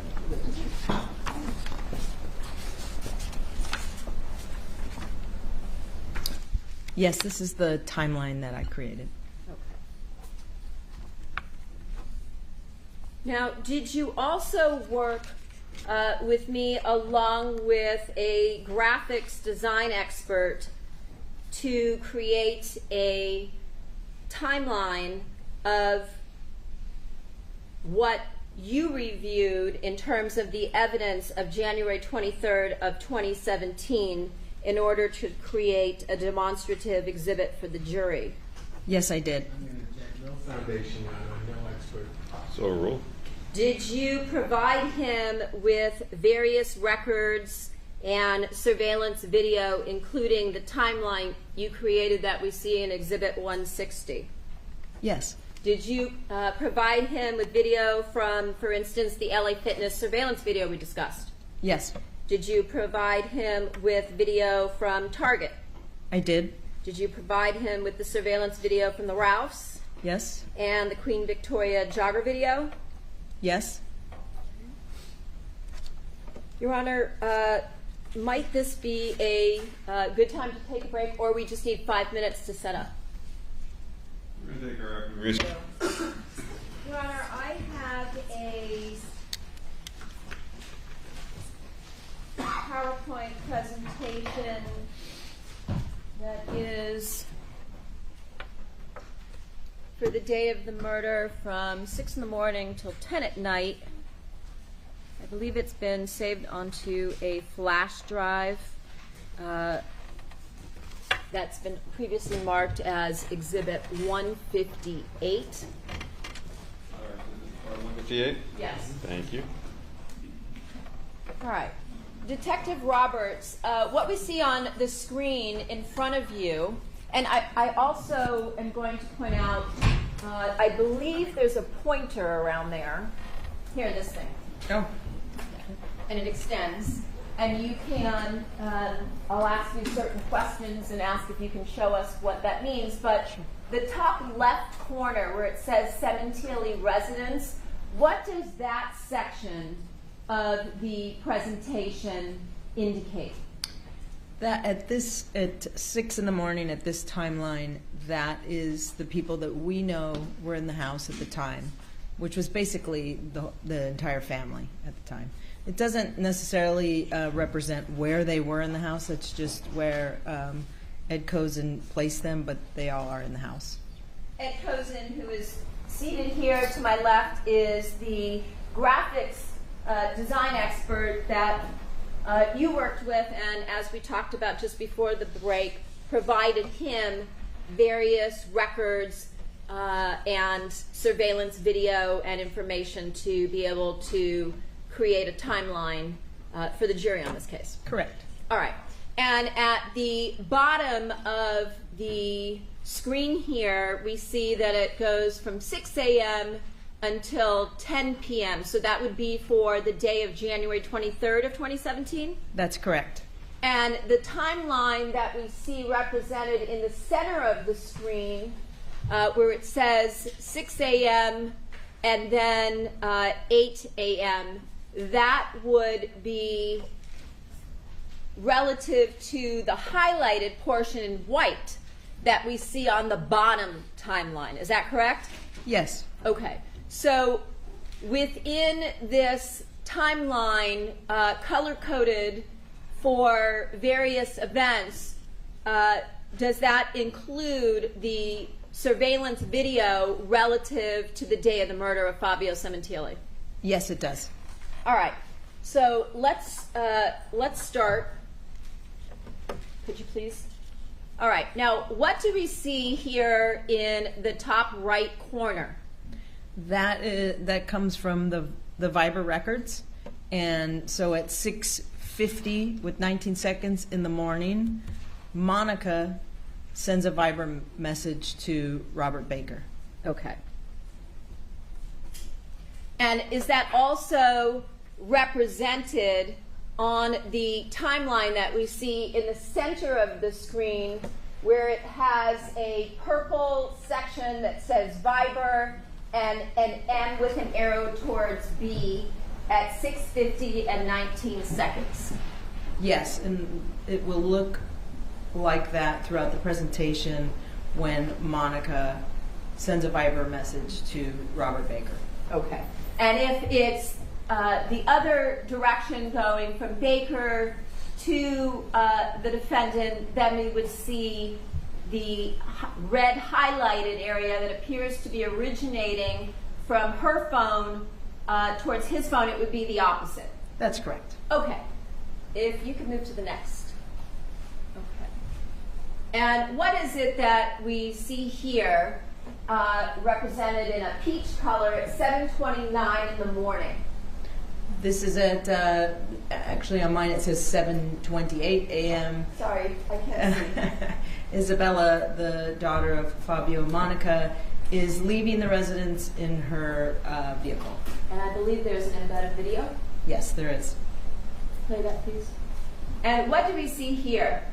This is a graphic that just sort of orientates the jury to the streets and the way that Isabella is traveling before it segues into the actual video. Okay. And then it's always going to identify the target that we want to bring the jury's attention to by the circle. Okay.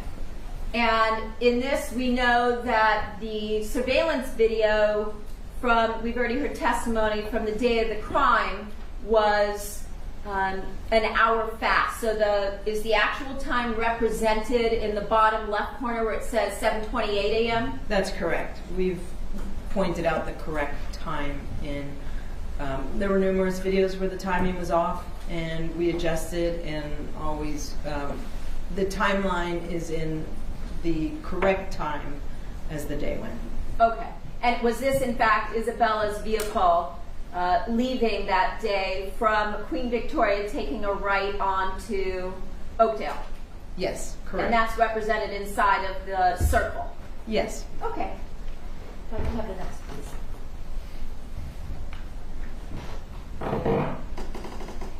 And what do we see here occurring at 8:05 in the morning?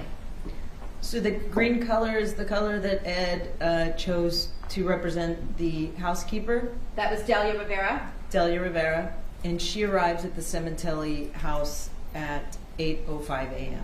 Okay. And is there a video accompanying this? There is. Okay. And And again, so is this consistent, yes, with the direction of the vehicle as it came from Oakdale and turned left onto Queen Victoria? yes, that's correct.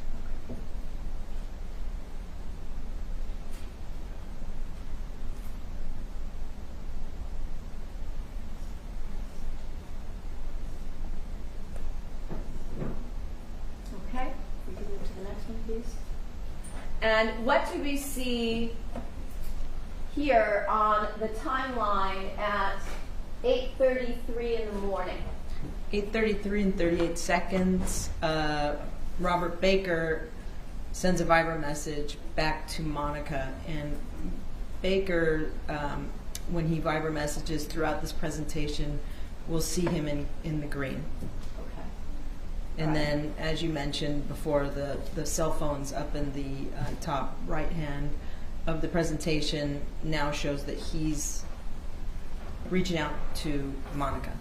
Okay, and so in the top left corner, where we saw is documented throughout the presentation as to who's home at the Sementilli residence, now we see that it indicates Delia, the housekeeper, is at the residence. Yes, and Isabella has left. Okay, and this timeline, when you have the communications going in either direction from the defendant to Baker or Baker to the defendant, those are based on the Viber records.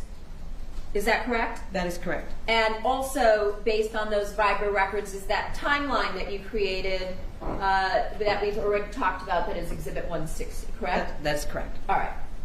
Can I have the next one, please? Thank you. And what do we see here occurring at 8:36 in the morning? This is Monica responding back to Baker. They're now sort of engaged in a conversation via Viber.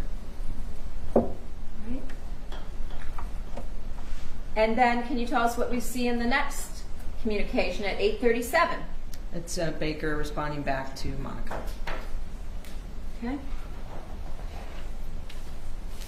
And then as we go through, do we continue to see communications back and forth using Viber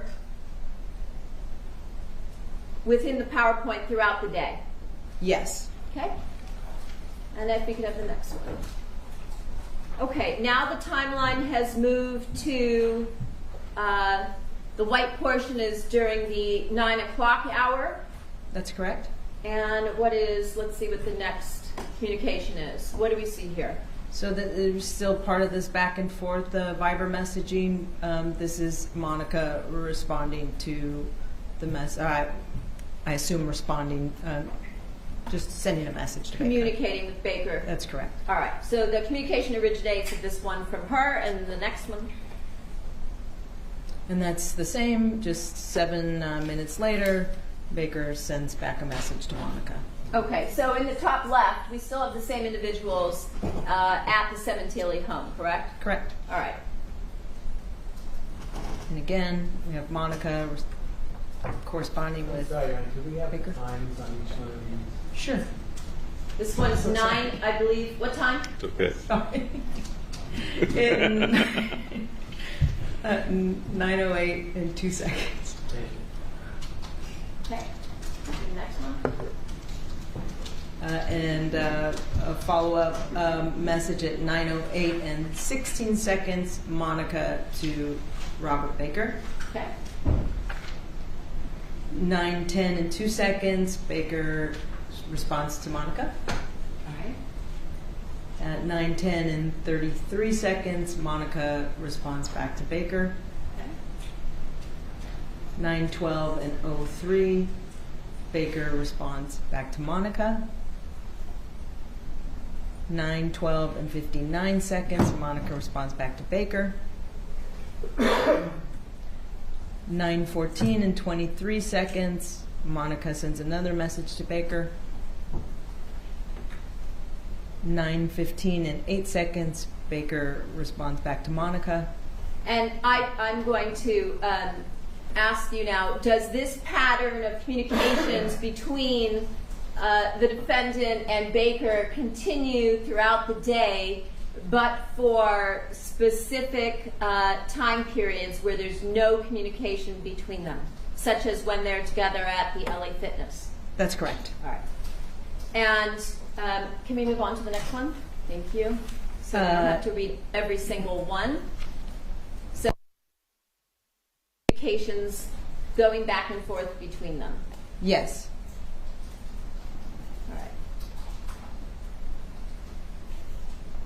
All right. Now the timeline has moved to the 10 o'clock hour. Is that right? Yes. Looking like it starts at 10:40 in the morning. Correct. All right.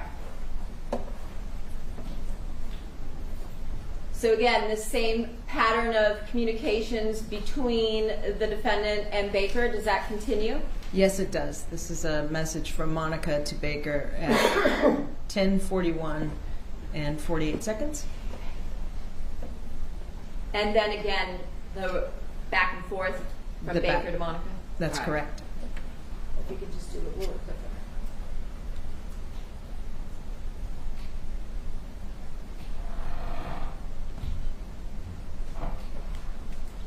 All right, now what do we see here occurring at 10:55 and 25 seconds, where it's represented in the top right corner? Is that a basically a graphic for Baker's phone receiving a call at this point from Monica? That's correct. All right.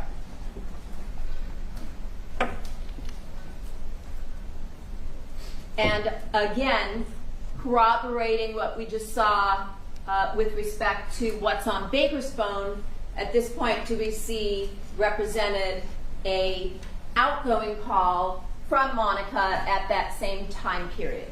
I'm going to object, Your Honor. Corroborating, that's argumentative. The word corroborating is argumentative. We All right. struck him. So again, we saw an incoming call on Baker's phone, and at the same time period, we see an outgoing call on Monica's phone. That's correct. It would be consistent with that, correct? Based on the records that you observed. Yes. Okay. And then what do we see here represented in blue at 10:57 in the morning? So the blue is the significant color for Fabio, and at 10:57 a.m. we see him leaving the residence. There's a video, and we'll see him pulling out in his F-150. Okay.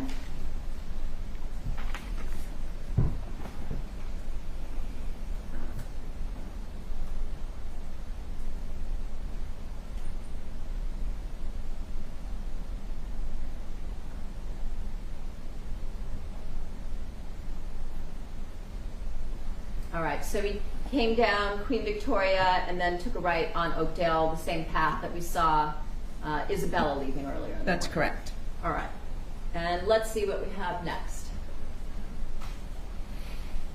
And now do we have additional communications through the encrypted app Viber from the defendant to Baker?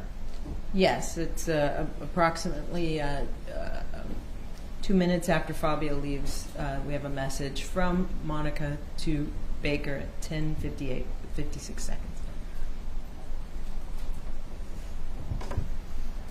And then another one, it looks like at 11:06. Correct. And another one. And if we could move to the next. Yes, thank you. Now looking at the timeline between 11:31 and 11:41. Do we see messages here going from Baker to Monica? Yes. A series of messages.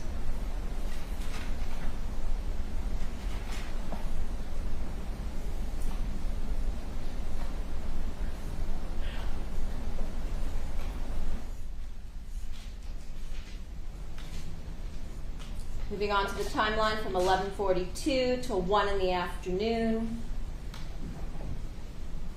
What do we see here represented at 11:42 in the morning?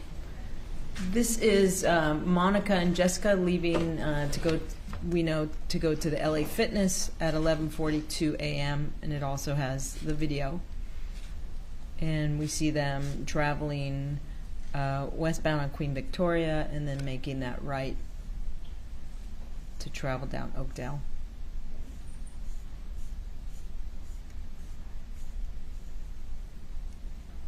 This is looks like a convertible red Ford Mustang. Yes, that's correct. Okay.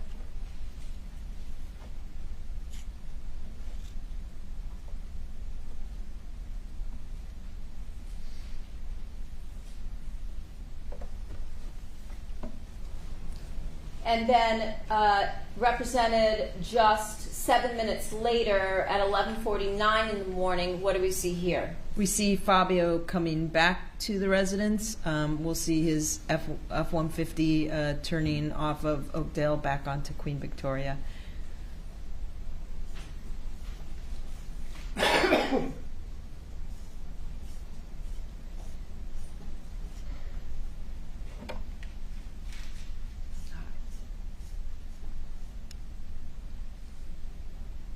So now at that point we see that Fabio is back in the house along with Delia.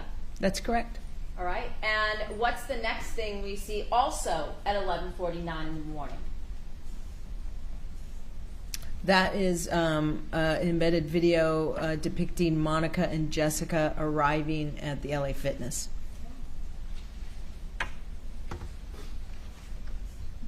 And that just showed us the location of the LA Fitness. Correct. Going to this particular location at LA Fitness, is this the surveillance video obtained from the LA Fitness in Canoga Park? Yes, it is. And what do we see here within the red circle? That's Monica entering the LA Fitness front doors. And then we see Jessica, we just saw her car going to park. Correct. And then surveillance video from the interior of the LA Fitness. What do we see here? Monica's basically swiping her membership card and entering the facility. Okay.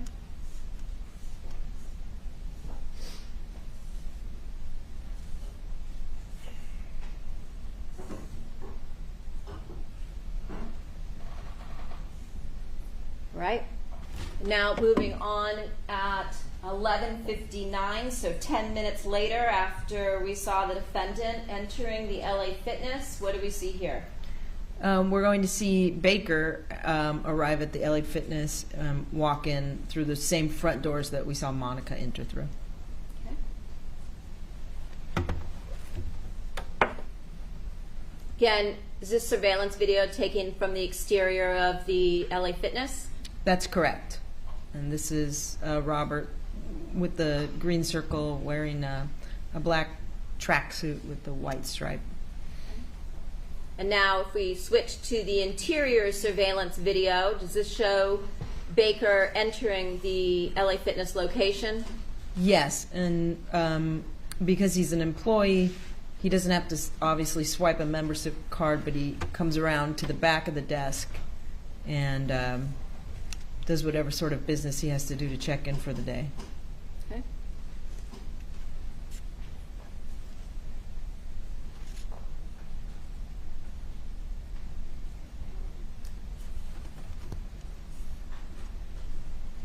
And what do we see here represented at 12:31?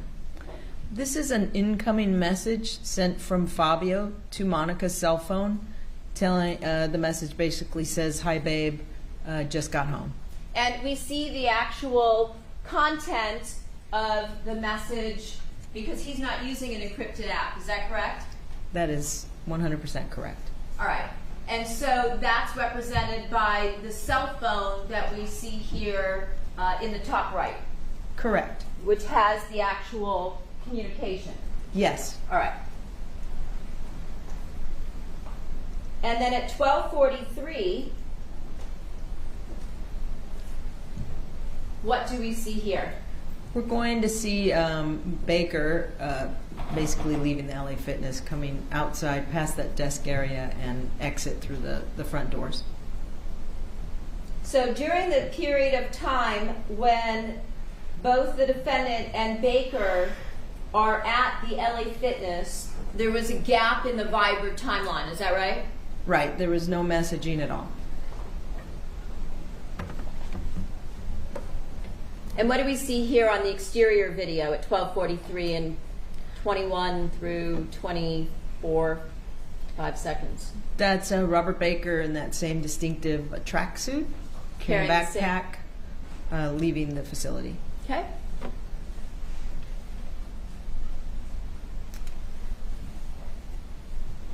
And what do we see here just a few seconds later?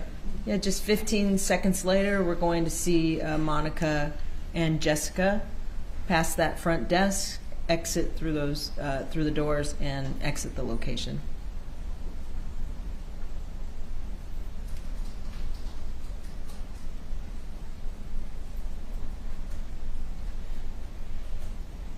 Is that them inside of the red circle with the ponytails going out through the doors in the front? That's correct.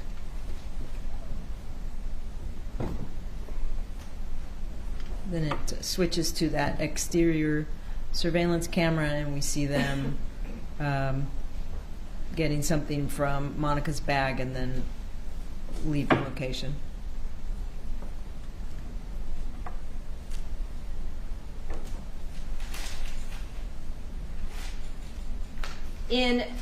Let's stop the video for a second. At any point in time, as she was leaving the LA Fitness, did you see her carrying any kind of a bloody towel that was dripping blood or anything of that nature? Objection, no foundation. So rule. No. And when you previously saw Robert Baker leaving 15 seconds prior to the defendant, did you see him walking out with nursing any injury or wrapped with his hand in any kind of a towel or anything of that nature? No, I didn't. All right.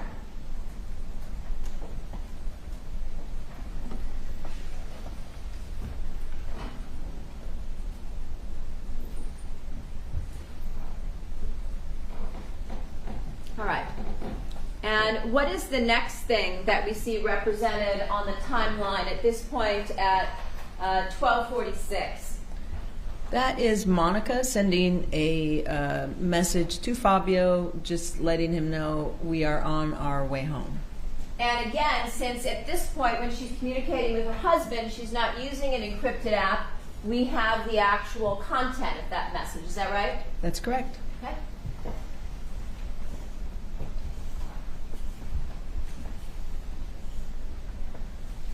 And what do we see here? Again, coming up at 12:46 now in 19 seconds. So basically 8 seconds later. That's again Monica sending a message to Fabio. Did get it fixed.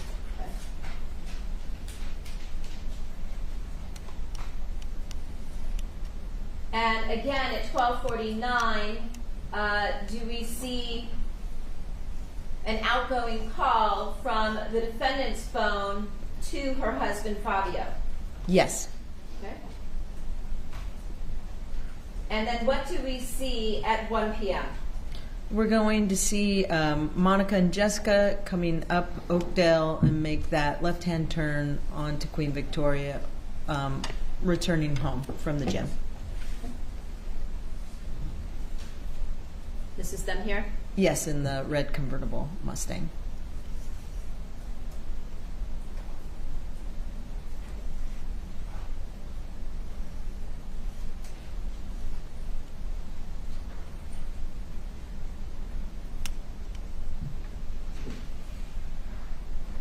All right, so now in the upper left corner, oh, that's okay. Yeah.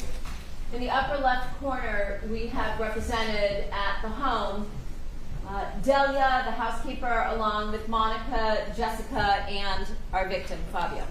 Yes. And this is now at 1:20 in the afternoon. And at 1:24:28, what is this? That is Monica sending a Viber message to Robert Baker at 1:24:28 seconds.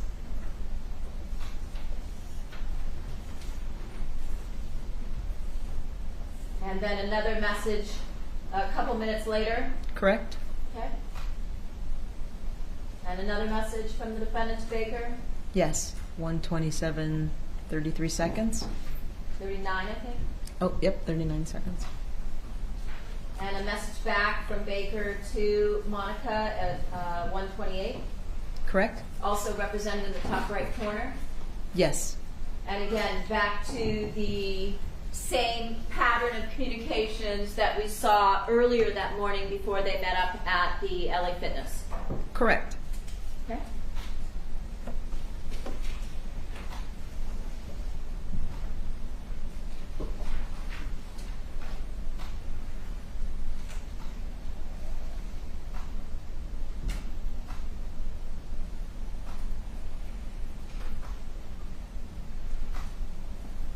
All right.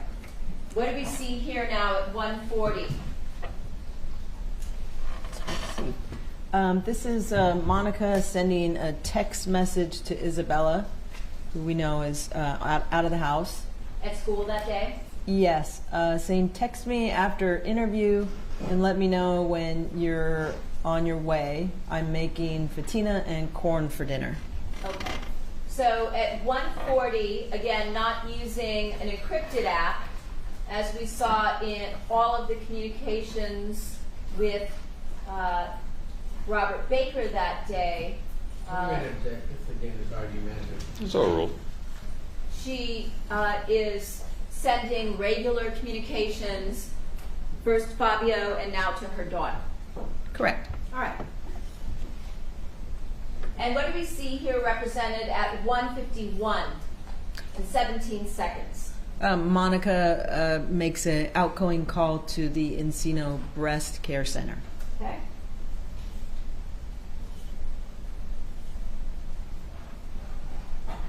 And what do we see here at 1:51 and 57 seconds after that? We continue with the vibering. Vibering is now a verb.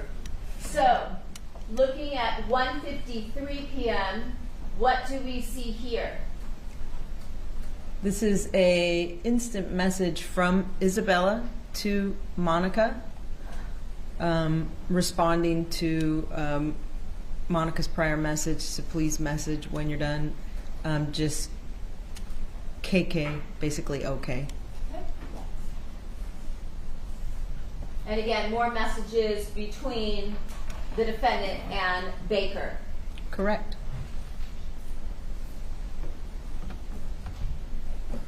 All right, now we're moving on, looking at the portion on the bottom timeline that's in white. We know this is in the 2 o'clock hour between 2 and 2:30. And it does, at this point, does the communication pattern, again, using Viber, continue between the defendant and Baker? Yes. And then here at 2:03 and 34 seconds, what is this representing? It's an incoming text to Monica, some sort of an alert, maybe through the home security system, notifying her that the closet mirror is opened.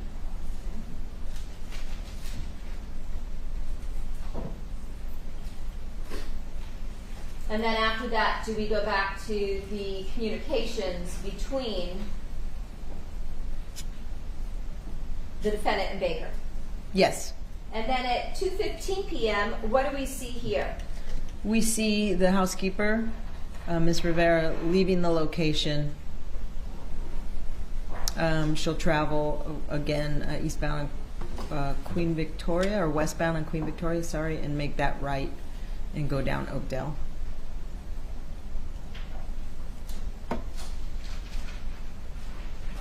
All right.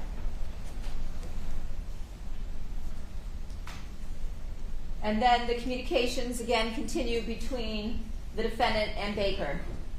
Yes. Through Viber. Yes. Okay, now we're looking, if we look at the bottom, it's highlighted, so between somewhere around the 2:30 hour up to 3 o'clock. Communications again? Yes. Between the defendant and Baker? Yes, the Viber messaging continues. Okay.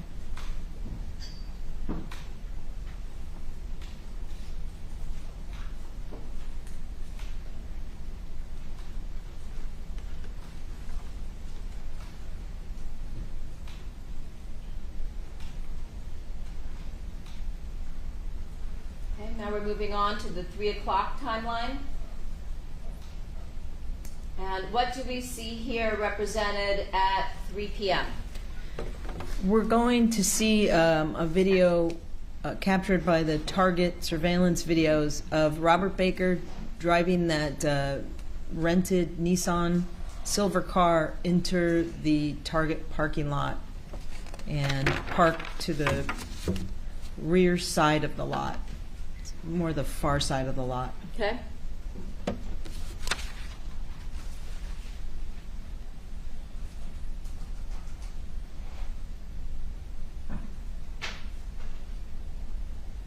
Is this a surveillance video from the Target parking lot? It is. And within the circle? That's silver Nissan Versa, Okay. driven by Robert Baker, as he negotiates through the lot and eventually parks. Coming around, is that the back portion of that Target lot that we're going to talk about later? Yes.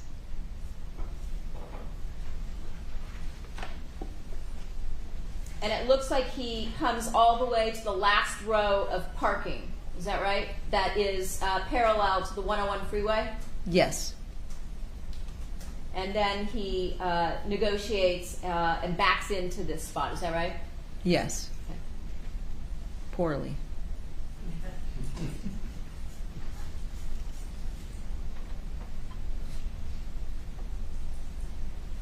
And then what's the next thing we see once Baker parks his vehicle at Target? So a little over 1 minute later, he sends a Viber message to Monica.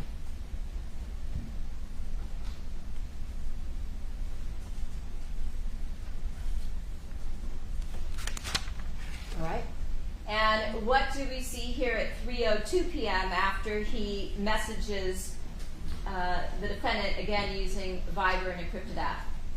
We're going to see Robert exit that vehicle that's parked on the side there and walk towards the entrance of the target and enter. Okay.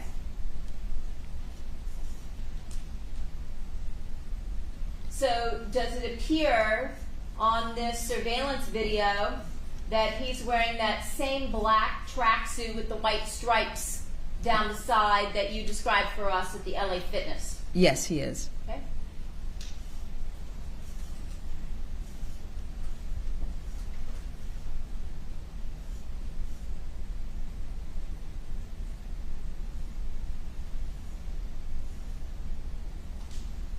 And here at 3:02 and 20 seconds is that video of him entering into the Target store. Yes. Okay.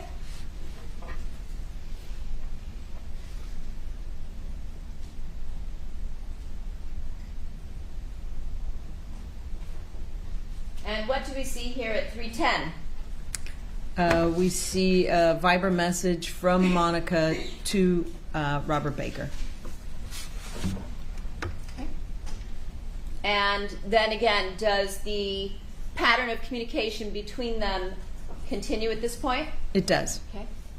So we see messaging going back and forth again through that encrypted app. Yes. What do we see here at 3:17 p.m.? Monica sends an instant message to her daughter Isabella, says, "Good luck, my heart, my love." And you were aware from your review of the records in this case and talking with the detectives that Bella had an interview after school that day, correct? Yeah, if I remember correctly, it's at a sandwich shop or something like that. Okay.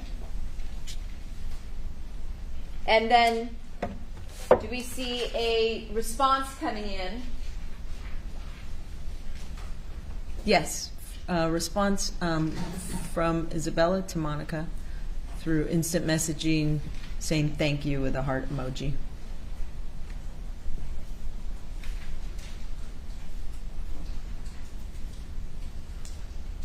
Now we're looking at the timeline after 3:19 in the afternoon of January 23rd of 2017.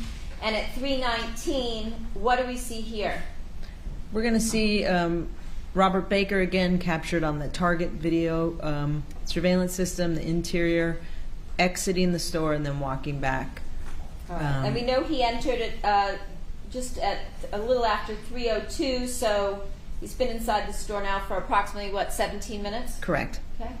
Is this him now carrying a bag in his right hand? Yes. And maybe some keys in his left? Yeah, something. Something in his... Again, you didn't see him dripping any blood or holding any kind of a bloody rag around his hands or anything of that nature? No, I didn't observe that.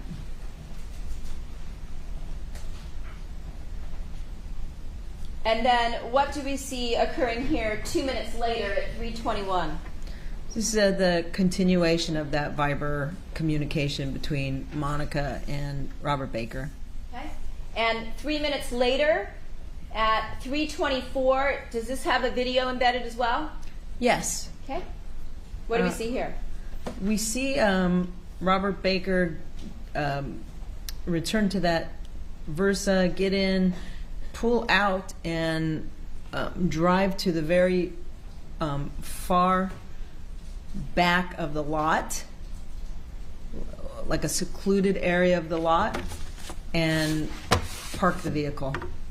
And you went out to that location, correct? I did. And you went and stood in that actual area where he parked, correct? I did. Okay.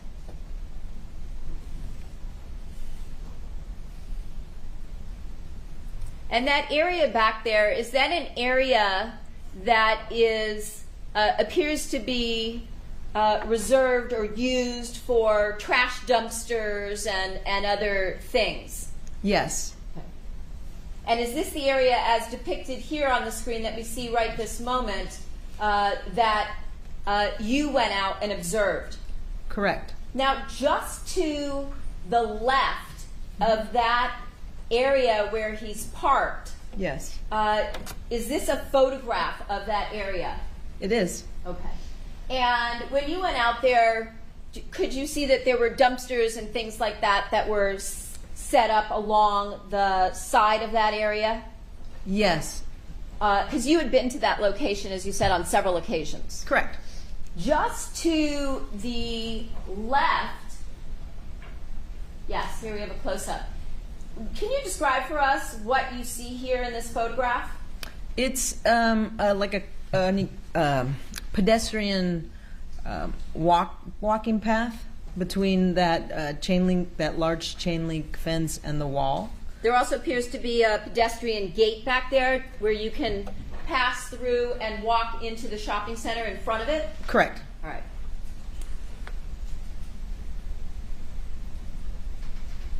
And if one were to go through that gate at the back of the lot and go around to the front of the shopping center near Target, would you be able to walk in?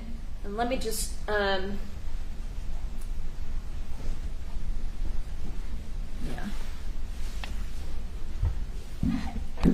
if you were to walk through this area from that pedestrian gate and come down through that parking lot in this other shopping center to the left of Target and walk along the sidewalk in front, would that lead you back around to an area where there was a Payless store and something else? Objection, no foundation. You were out there, weren't you? Yes. Okay. This building that is covered by this picture over here. The white roof. Yes, the white roof. This right here. Here, why don't Correct. instead of me showing? Yeah. You could sit in my chair. You want to sit in my chair? So you could go through this pedestrian gate, and of course we don't really know which way Baker came through, but you can go through this gate. Objection, Your Honor. That's a conclusion with no foundation. Okay. If you were to go through the pedestrian gate, or if you were to walk just straight out, would that take you out onto this main street that we see here? Yes. No foundation, no evidence before the court on this. As far as any kind of route of travel that this detective went to, it's overruled. By the way, anytime within the next 3 minutes you need a break, let me know. Okay. We got 3 minutes. Got it. Okay. Can you show us yes. what the different routes are to get back around to the shopping center if one were inclined to do so? Yes, in fact, I did walk this route. I did it both ways. I came through this gate and also came and walked through this driveway, came around here. You walk down the sidewalk. This is Ventura Boulevard right here, and come around, and this is the Payless. And if you come through here, you're basically in the parking lot of the Target, and this is where the main entrance to that Target is. Right here off of Ventura. With respect to the surveillance cameras, did you note that they were all at the front of the Target building, looking at various directions? Yeah, most of them are along this front. I do think that there were some that captured this side as well, maybe this part of the parking lot. But if one were to walk either through that second shopping center or straight down towards Ventura and come around where the Payless is, that building with the white roof there along Ventura Boulevard, would one be out of view of the surveillance cameras from the front of the Target store? Objection, no foundation. Not fully out of view. You can see figures moving, cars moving, but it's not clear. It's so far away, it's not clear. All right. This, I guess, is where we'll stop then.